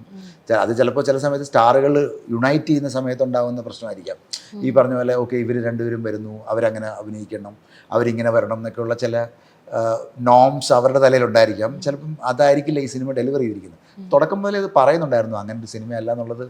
ഈ പറഞ്ഞ രണ്ട് വലിയ താരങ്ങളും ഇതിനകത്ത് ഉള്ള രണ്ടുപേരും പറയുന്നുണ്ടായിരുന്നു. അവർ രണ്ടുപേരും പടം കണ്ടതിന് ശേഷം എന്നോട് സംസാരിച്ച രീതി ഇത് തന്നെയാണ്, ഞങ്ങൾക്ക് ഇതിനകത്ത് പ്രശ്നങ്ങളില്ല. പക്ഷേ അല്ല, ഇപ്പം അവർക്ക് പ്രശ്നങ്ങളില്ല എന്ന് പറയുമ്പോഴും ഇപ്പോൾ ലാലേട്ടൻ്റെ കേണൽ റഹീം എന്നുള്ള ആ ഒരു ക്യാരക്ടറിൻ്റെ ഒരു കൾമിനേഷൻ, ആ ഒരു കൾമിനേഷൻ്റെ സമയത്ത് ഞാൻ തിയേറ്ററിൽ നിന്ന് പടം കണ്ടപ്പോൾ തിയേറ്ററിൽ ഒരു ഹോൾ സൈലൻസ് ആയിരുന്നു, ഭയങ്കര ഒരു നിശബ്ദതയായിരുന്നു ആ ഒരു ഷോട്ട് കണ്ടപ്പോൾ. അപ്പോൾ ലാലേട്ടൻ ഇങ്ങനെ ഒരു സീനിനെ കുറിച്ച് ലാലേട്ടനോട് പറഞ്ഞപ്പോൾ ഫാൻസിൻ്റെ ഒരു കൺസേൺ, അവരിത് എങ്ങനെ എടുക്കും എന്നതിനെ കുറിച്ച് ലാലേട്ടൻ എന്തെങ്കിലും പറഞ്ഞിട്ടുണ്ടോ? ഒരിക്കലും ഇല്ല. കാരണം ഞാൻ ഈ സിനിമ നറേറ്റ് ചെയ്യുന്ന സമയത്ത് എൻ്റെ നിർമ്മാതാവ് ആൻഡ്രൂ ജോസഫ് കൂടെയുണ്ട്. ഞാനൊരിക്കലും ഒരു പോർഷനായിട്ടല്ല നറേറ്റ് ചെയ്യുന്നത്, ഞാൻ ഈ കഥ മുഴുവനായിട്ടാണ്, എപ്പോഴും സ്ക്രിപ്റ്റ് മുഴുവനായിട്ടാണ് എല്ലാ ആക്ടേഴ്സിനും നറേറ്റ് ചെയ്യുന്നത്. കാരണം ഒരു ഓൺസെമ്പിൾ സിനിമ പറയുന്ന സമയത്ത് മൊത്തം സിനിമ പറഞ്ഞാലേ സിനിമയുടെ സത്ത മൊത്തമായിട്ട് കിട്ടത്തുള്ളൂ. അപ്പോൾ ആ സമയത്ത് ലാൽ സാർ ഇത് കേൾക്കുന്ന സമയത്ത് ലാൽ സാറിന് ആക്ച്വലി ഇതിനകത്ത് ഉദ്ദേശിച്ചിരിക്കുന്ന ഡിസിഡൻസിൻ്റെ എല്ലാ ട്രാക്കും മനസ്സിലായി. അദ്ദേഹത്തിന് ജമാൽ ഖഷോഗിയുടെ റെഫറൻസ് അറിയാം, അദ്ദേഹത്തിന് അലക്സി നവാലിനെ അറിയാം, അദ്ദേഹത്തിന് കിം ജോങ്ങിൻ്റെ ബ്രദറിൻ്റെ നടത്തിയിരിക്കുന്ന അസാസിനേഷൻ അറിയാം, അദ്ദേഹത്തിന് കാർലോസ് ഗോസിൻ്റെ എസ്കേപ്പ് അറിയാം. ഇവരെല്ലാം ഇപ്പോൾ ഇത്തരം ഡിസിഡൻസിനെ വെച്ചുകൊണ്ട് ഞാനൊരു കഥ ഉണ്ടാക്കുന്നു എന്നുള്ളത് അദ്ദേഹത്തിന് ഭയങ്കര സർപ്രൈസ്ഡായി. ഇതെല്ലാം കൂടെ നിങ്ങളൊരു സിനിമയ്ക്കകത്ത് കൊണ്ടുവന്നിട്ടുണ്ടല്ലോ, ഇത് ഇൻട്രസ്റ്റിംഗ് ആണ്. അത് കഴിഞ്ഞ് റഹീമിൻ്റെ ആർക്കിലേക്ക് വന്ന സമയത്ത് റഹീമിൻ്റെ മൊത്തത്തിലുള്ള ക്യാരക്ടറൈസേഷനും ആ പുള്ളിയുടെ വരവും, പുള്ളിക്ക് ഇപ്പം പഴയ സിഗ്നൽ കമ്മ്യൂണിക്കേഷൻ ഉണ്ടായിരുന്ന ആൾക്കാർ ഇപ്പം നമ്മൾ ഇന്ന് വാട്സപ്പിൽ എല്ലാവരും വാട്സപ്പ് തുറക്കുമ്പോൾ നമ്മൾ പറയുന്നവരുണ്ട്, വാട്സപ്പിൽ തന്നെ എഴുതുന്നുണ്ട് എൻ ടു എൻഡ് എൻക്രിപ്റ്റഡ്. ഇത് എൻക്രിപ്ഷൻ ആണെന്ന് അവർ പറയുന്നതല്ലേ, നമ്മൾ വിശ്വസിക്കുന്നുണ്ടോ? നമുക്കറിയാവോ ഇത് എങ്ങനെയാണ് എൻക്രിപ്റ്റഡ് ആയിരിക്കുന്നത്? എവിടെയാണ് എൻക്രിപ്റ്റഡ് ആവുന്നത്? എവിടെയോ ഇത് സ്റ്റോർഡ് ആവുന്നുണ്ട്, somewhere it is getting stored. അത് നമ്മൾ പോയി തുറന്നു നോക്കാൻ നമുക്ക് പറ്റത്തില്ല, നമുക്ക് അറിയത്തില്ല. ഇപ്പോൾ ഫേസ്ബുക്ക് തന്നെ അഡ്മിറ്റ് ചെയ്തല്ലോ, ഞങ്ങളുടെ ഡാറ്റ കൊടുക്കുന്നുണ്ടെന്നുള്ളത്, പല ഇലക്ഷൻ ക്യാമ്പയിനും ഞങ്ങളിത് കൊടുക്കുന്നുണ്ടെന്നുള്ളത് അവർ തന്നെ അഡ്മിറ്റ് ചെയ്തു. പല തരത്തിലുള്ള, ഇപ്പം നമ്മളൊരു കോഫി കുടിക്കാനായിട്ട് ഒരു കുറച്ചുകൂടെ എന്ന് പറഞ്ഞാൽ ഒരു സാധാരണ ചായക്കടയല്ല, എന്നാൽ പോലും കുറച്ചുകൂടെ ഒരു ബ്രാൻഡ് കൂടി ഒരു കോഫി ഷോപ്പിൽ പോയാൽ നമ്മുടെ ഫോൺ നമ്പർ ചോദിക്കുകയാണ്. എന്തിനാണ് ചോദിക്കുന്നത്? അവർ നമ്മുടെ ഫോൺ നമ്പറും പേരും ചോദിക്കുന്നുണ്ട്. അപ്പം തന്നെ അവർ പറയുന്നില്ല ബില്ലിംഗ് പർപ്പസ് ആണ് എന്ന് പറയുന്നുണ്ട്. ബില്ല് നമുക്ക് ഫിസിക്കൽ ബില്ലില്ല, നമുക്ക് ഈ ബില്ലേ ഉള്ളൂ, നമ്മൾ ഫോണിലേക്ക് വരികയാണ് ചെയ്യുന്നതെന്ന് പറഞ്ഞു കഴിഞ്ഞാൽ ഈ ഫോൺ നമ്പർ, ആ മെറ്റാഡാറ്റ അവിടെ ഉണ്ടാവുകയാണ്. ഈ പ്രോസസ്സിൽ അത് നടക്കുകയാണ്. ഇതിനകത്ത് സിഗ്നൽ കമ്മ്യൂണിക്കേഷനുള്ള പഴയ മനുഷ്യർ, അവർക്ക് കമ്മ്യൂണിക്കേറ്റ് ചെയ്യാൻ ഇതൊന്നും വേണ്ട എന്ന് പറയുന്ന ഒരു തിയറിയുണ്ട്. ആ തിയറി ഉണ്ടാക്കണമെങ്കിൽ അത് ആ പഴയ ആളുകൾക്കാണ് അത് മനസ്സിലാവുന്നത്. ഓക്കെ, ഇങ്ങനെയും ഒരു ടെക്നോളജി ഉണ്ടായിരുന്നു. ഇപ്പം നമ്മൾ അതെല്ലാം അദ്ദേഹത്തിന് ക്ലിയറായിട്ട് കിട്ടുകയും ഇതിനകത്ത് ഉണ്ടായിരിക്കുന്ന ഇപ്പോൾ മാർട്ടേർഡം ആഗ്രഹിക്കുന്ന ഒരു വ്യക്തിയാണ് അദ്ദേഹം. കാരണം അദ്ദേഹത്തിൻ്റെ ബാക്ക് സ്റ്റോറിയിൽ നമ്മൾ പറഞ്ഞിരിക്കുന്നത് പുള്ളിക്കും ഒരു കൈൻഡ് ഓഫ് റിഡംഷൻ ആവശ്യമാണ്. അല്ല, അതിനകത്ത് പറയുന്നുണ്ടല്ലോ കേണൽ റഹീമ മമ്മൂക്കയുടെ കഥാപാത്രത്തോട് പറയുന്നുണ്ട് അന്ന് തന്നെ മരിച്ചാൽ മതിയായിരുന്നത്. അതെന്തുകൊണ്ടാണ് അദ്ദേഹം അങ്ങനെ പറയാൻ കാരണം? പുള്ളി റിഗ്രറ്റ് ചെയ്യുന്നുണ്ട്. കാരണം പുള്ളിയുടെ ഓപ്പറേഷൻ സക്സസ്ഫുൾ ആയില്ല. ഓക്കെ. അതിന്റെ ബ്ലെയിം മൊത്തം പുള്ളിക്ക് വന്നിരിക്കുന്നു. ബാക്കി ആൾക്കാരുടെ മരണം പുള്ളിയെ ഭയങ്കരമായിട്ട് അഫക്റ്റ് ചെയ്തിരിക്കുന്നു. ഒരു പട്ടാളക്കാരനെ സംബന്ധിച്ചിടത്തോളം ഏറ്റവും വലിയ ഹൈറ്റ് എന്ന് പറയുന്ന ഒരു മാർട്ടേൺ, അതൊരു ബാറ്റിൽ ഫീൽഡിൽ തന്നെ മരിക്കണം എന്നില്ല. അപ്പം നമ്മളെല്ലാവരും കണ്ടിരിക്കുന്നത് ബാറ്റിൽ ഫീൽഡിൽ ബാറ്റിൽ എന്ന് പറയുന്നത് എവിടെയാണ് നമ്മൾ എപ്പോഴും ഉണ്ടാകുന്നത്? ഏതെങ്കിലും ഒരു സിസ്റ്റത്തിന് ഒരു സമയത്ത് ഈ കഥയ്ക്ക് ആവശ്യം എന്തായിരുന്നു? ഈ കഥയ്ക്ക് വേണ്ടത് ഒരു റെപ്രസെൻറ്റേഷൻ എന്ന് പറയുന്നത് ഈ പെൺകുട്ടിയാണ്. അവരുടെ ഒരു മൊഴി കോർട്ടിലെത്തുക എന്ന് പറയുന്നത്, ഇപ്പം നമ്മൾ വ്യാപം സ്കാമിലൊക്കെ ഒരുപാട് കണ്ടതാണ്. എത്രയോ വിക്ടിംസ് സൈലൻസ് ചെയ്യപ്പെട്ടു, ആരും പുറത്തു വന്നിട്ടില്ല. എത്രയോ ആൾക്കാർ കോടതി തന്നെ ചോദിച്ചു, ഇത്രയും ആൾക്കാർ മരണപ്പെട്ടു, ഇത്രയും ഇതെങ്ങനെയാണോ എല്ലാവർക്കും ഇതെല്ലാം കോയിൻസിഡൻസ് ആണോ? വാദിക്കുന്നവരെല്ലാം പറയുന്ന കോയിൻസിഡൻസ് ആണ്. എങ്ങനെ അത് പറയാൻ പറ്റുന്ന കോയിൻസിഡൻസ് എന്നുള്ളത് നമുക്ക് തന്നെ മനസ്സിലാവുന്നില്ലേ? ഇപ്പോൾ ബുദ്ധിയുള്ളവർക്ക് എല്ലാവർക്കും മനസ്സിലാവുന്നില്ലേ ഇത് കോയിൻസിഡൻസ് അല്ല, ഇത് എലിമിനേഷനാണ്, ക്ലിയർ എലിമിനേഷൻ ആണെന്ന് മനസ്സിലാവുന്നു. അങ്ങനെയുള്ള സമയത്ത് ഒരു വോയിസ് എത്തിക്കുക എന്നുള്ളത് വളരെ ഇമ്പോർട്ടൻ്റ് ആണ്. ഫോർ ദാറ്റ് എന്ത് പർപ്പസിനാണ്? Because this programme should not affect these people. അത് തിരിച്ചങ്ങോട്ട് പോകണം. എവിടെയാണോ ഗവൺമെൻറ്റിൻ്റെ ഏത് സെക്ടറിലാണോ ഇത് ഉണ്ടാകുന്നത് അങ്ങോട്ടേക്ക് തിരിച്ചു പോകണം. ആ ഒരു പർപ്പസിന് വേണ്ടിയിട്ടാണ് ആ കൾമിനേഷൻ ഉണ്ടായിരിക്കുന്നത്. അദ്ദേഹം അത് കേട്ടിട്ട് അദ്ദേഹം എന്നോട് പറഞ്ഞൊരു കാര്യം, കുറച്ച് കാലമായി ഞാൻ ഇങ്ങനെയൊക്കെ ഒരു സിനിമയിൽ ഇങ്ങനെ ചെയ്തിട്ട് കുറച്ചുകൂടെ ഹ്യൂമനായിട്ട് ചെയ്തിട്ട് ഇത് പക്ഷേ ഞാൻ ചെയ്യാം എന്ന് പറയുകയാണ്. ആ സമയത്ത് ഞങ്ങൾ ഒരു വിഭാഗമോ അദ്ദേഹത്തിൻ്റെ തരത്തിലുള്ള, ഇപ്പം ആന്റണി ചേട്ടൻ എന്ന് പറയുന്നത് അദ്ദേഹത്തിൻ്റെ ഏറ്റവും അടുത്ത ഒരു വലിയ ഫാനാണെന്ന് ഞാൻ വിശ്വസിക്കുന്നു. അദ്ദേഹത്തിന് പോലും ഈ പറഞ്ഞ പോലെ അത് തോന്നിയില്ല. കാരണം അദ്ദേഹം വിചാരിക്കുന്നത്, കാരണം അതൊരു നല്ല കോസിന് വേണ്ടിയിട്ടാണ്. ആ കോസിന് വേണ്ടിയിട്ട് അങ്ങനെ നടക്കുന്ന സമയത്തും ഡാനിയൽ എൻഡിൽ ആവശ്യപ്പെടുന്നത് എന്താണ്? എനിക്ക് റഹീമിൻ്റെ പേര് അവിടെ വേണം എന്നാണ് ആവശ്യപ്പെടുന്നത്. ആന്റോ ജോസഫ് എന്തെങ്കിലും ചേഞ്ചസ് പറഞ്ഞിട്ടുണ്ടായിരുന്നു? ഒരു ചേഞ്ചും ആരും പറഞ്ഞിട്ടില്ല ഇതിനകത്ത്. ആരും ചേഞ്ചും പറഞ്ഞിട്ടില്ല. കാരണം അങ്ങനെ ചേഞ്ചസ് പറയാനായിരുന്നെങ്കിൽ നമ്മൾ ഈ പറഞ്ഞ പോലെ അങ്ങനെ ഞാനത് ഡിഫെൻഡ് ചെയ്ത് നിൽക്കുന്നു, അങ്ങനെ ഒന്നും ഉണ്ടായിട്ടില്ല. കാരണം എല്ലാവരും പൂർണ്ണ മനസ്സോടുകൂടി തന്നെയാണ്. കാരണം അവർ പറഞ്ഞു എന്നോട്, ഇപ്പം ഞാൻ പറഞ്ഞില്ല, ഞാനൊരു ടെംപ്ലേറ്റ് സിനിമയായിട്ടാണ് പോയിരുന്നെങ്കിൽ ചിലപ്പോൾ ഇവർ രണ്ടുപേരും അഭിനയിക്കില്ല. ശരിയാണ്. ഞാൻ ഒരു ടെംപ്ലേറ്റ് സിനിമയായിട്ട് ഇവരെ രണ്ടുപേരെയും കൈ പിടിച്ചുകൊണ്ട് ഒരു ഫൈറ്റിലേക്കുള്ള ഒരു സിനിമയായിട്ടാണ് ഞാൻ കൊണ്ടുപോയിരുന്നെങ്കിൽ ഇത് രണ്ടുപേരും അഭിനയിക്കില്ല. ഞാൻ അങ്ങനെ ഒരു ടെംപ്ലേറ്റ് സിനിമ ചെയ്യുന്ന ആളല്ലെന്നുള്ളത് ഇവർക്ക് രണ്ടുപേർക്കും കൃത്യമായിട്ട് അറിയാം. അതുകൊണ്ടാണല്ലോ അവർ രണ്ടുപേരും വന്നത്. അപ്പോൾ അവർ പറഞ്ഞു ഞങ്ങൾ കഥാപാത്രങ്ങളായിട്ട് അഭിനയിക്കുകയാണ്. സാർ ഇത് പറഞ്ഞപ്പോൾ എനിക്ക് ഓർമ്മ വന്നൊരു ഇൻസിഡൻ്റ് ആണ്. കാരണം ഈ പൊന്നിയിൻ സെൽവൻ്റെ ട്രെയിലർ ലോഞ്ച് ചടങ്ങിൽ രജനീകാന്ത് മണിരത്നത്തെക്കുറിച്ച് പറഞ്ഞൊരു കാര്യം സാർ ഓർക്കുന്നുണ്ടോ? അതായത് ഈ പൊന്നിയിൻ സെൽവനിൽ ശരത് കുമാർ അഭിനയിച്ച ആ കഥാപാത്രം അത് ചെയ്തോട്ടെ എന്ന് രജനീകാന്ത് മണിരത്നത്തോട് ചോദിച്ചിരുന്നു. അപ്പോൾ മണിരത്നം പറഞ്ഞു, എന്നിട്ട് വേണം നിങ്ങളുടെ ഫാൻസ് തന്നെ എടുത്തിട്ട് തല്ലാനെന്ന്. അല്ല, എനിക്കൊന്ന് കേരളത്തിൽ അപ്പോൾ ഇതിൻ്റെ ഒരു സിറ്റുവേഷൻ കണ്ടിട്ട് പലരും എന്നെ പലയിടത്തും വിളിക്കുന്ന സമയത്ത് പലരും ചോദിക്കുന്നുണ്ട്, മലയാളത്തിലല്ലേ നിങ്ങൾ സിനിമ ചെയ്തിരിക്കുന്നത്, മലയാളം കുറച്ചുകൂടെ മാറിയില്ലേ, കുറച്ചുകൂടെ വേറെ തരത്തിലേക്ക് എത്തിയ ഒരു ഇൻഡസ്ട്രി അല്ലേ? അപ്പോൾ ആ ഇൻഡസ്ട്രിക്ക് അകത്ത് നമുക്ക് ഇതിനുള്ളൊരു സ്വാതന്ത്ര്യം താരങ്ങളായിട്ട് തന്നെ നിൽക്കേണ്ട കാര്യമുണ്ടോ? കുറച്ചുകൂടെ മനുഷ്യരായിട്ട് അഭിനയിക്കാൻ. അത് ശരിയാണ്. പക്ഷെ ഈ പാട്രിയോട്ടിന്റെ ഒരു അനൗൺസ്മെന്റ് വന്നപ്പോൾ തന്നെ ഈ പ്രേക്ഷകരുടെ ഒരു എക്സൈറ്റ്മെന്റ് ഫാക്ടർ എന്ന് പറയുന്നത് മമ്മൂട്ടി, മോഹൻലാൽ എന്നുള്ള ആ ഒരു ഇതുണ്ടല്ലോ, അവർ വരുന്നു, മഹേഷ് നാരായണൻ സംവിധാനം, അവിടെ തന്നെ ആൾക്കാർക്ക് ഒരു വലിയൊരു പ്രതീക്ഷ വരെയാണ്. ഇവർ തമ്മിലുള്ള മൊമെന്റ്സ്, ഇവർ തമ്മിലുള്ള ഹൈ മൊമെന്റ്സ്. പക്ഷെ അതൊക്കെ മഹേഷ് ശ്രദ്ധിച്ചു കഴിഞ്ഞാൽ മനസ്സിലാവും. ട്രെയിലറൊക്കെ വന്ന സമയത്ത് തന്നെ എല്ലാവർക്കും മനസ്സിലായി ട്രെയിലർ എന്താണോ പ്രസന്റ് ചെയ്തിരിക്കുന്നത് അത് തന്നെയാണ് സിനിമ. അതിനകത്ത് എവിടെയാണോ ലാൽ സാർ വരുന്നത് അങ്ങനെ തന്നെയാണ് സിനിമയിലും അദ്ദേഹം വരുന്നത്. ഇതിനകത്ത് ആരും ഇപ്പം ഇതിനകത്ത് ഒരു ഇൻ്റർവ്യൂവിലും ആരും ഒരു അവകാശവാദവും പറഞ്ഞിട്ടില്ല ഇതിനകത്ത് ഞങ്ങൾ താരങ്ങളുടെ നമ്മൾ സ്റ്റാർഡം, പക്ഷേ ആവശ്യത്തിനുള്ള സ്റ്റാർഡം എല്ലാം ഇതിനകത്ത് കൊടുത്തിട്ടുമുണ്ട്. അതെല്ലാവർക്കും കാണുന്നവർക്കെല്ലാം കൃത്യമായിട്ട് അറിയുകയും ചെയ്യാം. ആക്ഷനുണ്ട്, ബാക്കിയുള്ള സംഭവങ്ങളെല്ലാം ഉണ്ട്. ആ ഫാൻസിന് വേണ്ട മൊമെൻറ്റ്സ് ഉണ്ട്. പക്ഷേ അവർക്ക് ചിലത് അക്സെപ്റ്റ് ചെയ്യാൻ പറ്റുന്നില്ല. പക്ഷേ ആ അക്സെപ്റ്റൻസും കൂടെ ഇനി നമ്മൾ ശീലിച്ച് തുടങ്ങണ്ടേ? തുടങ്ങാതെ എങ്ങനെ ഇരിക്കുന്നത്? അതുകൊണ്ടാണ് മമ്മൂക്ക പറഞ്ഞത് ഇത്തരം സിനിമകൾ ചിലപ്പോൾ ഒരു ഫസ്റ്റ് ഓഫ് ഹിസ് കൈൻഡ് ആയിരിക്കും. കാരണം ഇങ്ങനെ ചെയ്യുമ്പോഴായിരിക്കും നമുക്കും കുറച്ചുകൂടെ വേറെ തരത്തിൽ അഭിനയിക്കാനായിട്ട് തോന്നുന്നത് എന്ന് പറഞ്ഞത്. ഇപ്പോൾ മറ്റൊരു കാര്യം, ഇതിനകത്ത് ഈ മഹേഷ് നാരായണത്തെ സിനിമകളുടെ സ്ത്രീ കഥാപാത്രങ്ങൾ, അതിപ്പം മാലിക്കിലാണെങ്കിലും സി യു സൂണിലാണെങ്കിലും ടേക്ക് ഓഫിലാണെങ്കിലും വളരെ വ്യക്തമായ നിലപാടുള്ള സ്ത്രീ കഥാപാത്രങ്ങളാണ്. അപ്പോൾ ഈ സിനിമയിലേക്ക് വരുമ്പോൾ ഇന്ത്യൻ സിനിമയിൽ തന്നെ ഏറ്റവും മികച്ച നടിമാരാണ് രേവതി മാം, നയൻതാര, പിന്നെ ദർശന, ഗ്രേസ് ആൻ്റണി. പക്ഷേ ഇപ്പോൾ വിമർശനങ്ങൾ വന്നത് ഇവരുടെ ഒരു പൊട്ടൻഷ്യൽ അനുസരിച്ചുള്ള ഒരു സ്ക്രീൻ സ്പേസ് അത് ഇവിടെ ഉണ്ടായില്ല എന്നുള്ളത് മാത്രമാണ്. അങ്ങനെ തോന്നുന്നുണ്ടോ? അല്ല, അങ്ങനെ തോന്നുന്നുണ്ടോ? രേവതി എന്ന് പറഞ്ഞ ആൾക്ക് ആ പൊട്ടൻഷ്യൽ സ്ക്രീൻ സ്പേസ് ഇല്ലെന്ന് തോന്നുന്നുണ്ട്. 2 സീനിലാണ് അവരുള്ളത്. പക്ഷെ 2 സീനിലും അവരാണ് ട്രിഗർ ചെയ്തിരിക്കുന്നത്. ദർശനയുടെ ക്യാരക്ടറാണ്. അതായത് അവർക്ക് പെർഫോം ചെയ്യാനുള്ള ഒരു ഞാൻ പറഞ്ഞ ഒരു പ്ലോട്ട് ഡ്രിവൺ കഥയ്ക്കകത്ത് ആ പ്ലോട്ടിനൊപ്പം ട്രാവൽ ചെയ്യാന്നുള്ളതല്ലേ. നമ്മൾ ക്യാരക്ടർ ഡ്രിവൺ സിനിമകൾക്കകത്തല്ലേ നമ്മൾ ഈ പറഞ്ഞ പോലുള്ള മറ്റ് സംഭവങ്ങൾ ഉണ്ടാവുന്നത്. ക്യാരക്ടറിന്റെ കൂടെ ട്രാവൽ ചെയ്യുക, അങ്ങനെ പോരും. ഒരു പ്ലോട്ടിന് വേണ്ടി, ഒരു കോസിന് വേണ്ടി നിൽക്കുന്ന മനുഷ്യർക്കകത്ത് ഇപ്പം നിങ്ങൾ ശ്രദ്ധിച്ചു കഴിഞ്ഞാൽ ഈ രേവതി ചേച്ചിയുടെ ക്യാരക്ടർ തുടങ്ങി വെച്ച ഒരു സംഭവമാണ്. ആ സംഭവത്തിൻ്റെ സ്പാർക്കിലാണ് ഡാനിയൽ ഇതാദ്യം മനസ്സിലാവുന്നത്, ഇത് എങ്ങോട്ടാണ് പോകാൻ പോകുന്നത്. അവിടുന്ന് പുള്ളിക്കാരിക്ക് ഒരു റെസൊല്യൂഷൻ കിട്ടുന്നില്ല. ബിക്കോസ് അതിനു മുമ്പേ ഷീസ് ബീൻ ഈ നേരത്തെ പറഞ്ഞ പോലെ സൈലൻസ്ഡ്.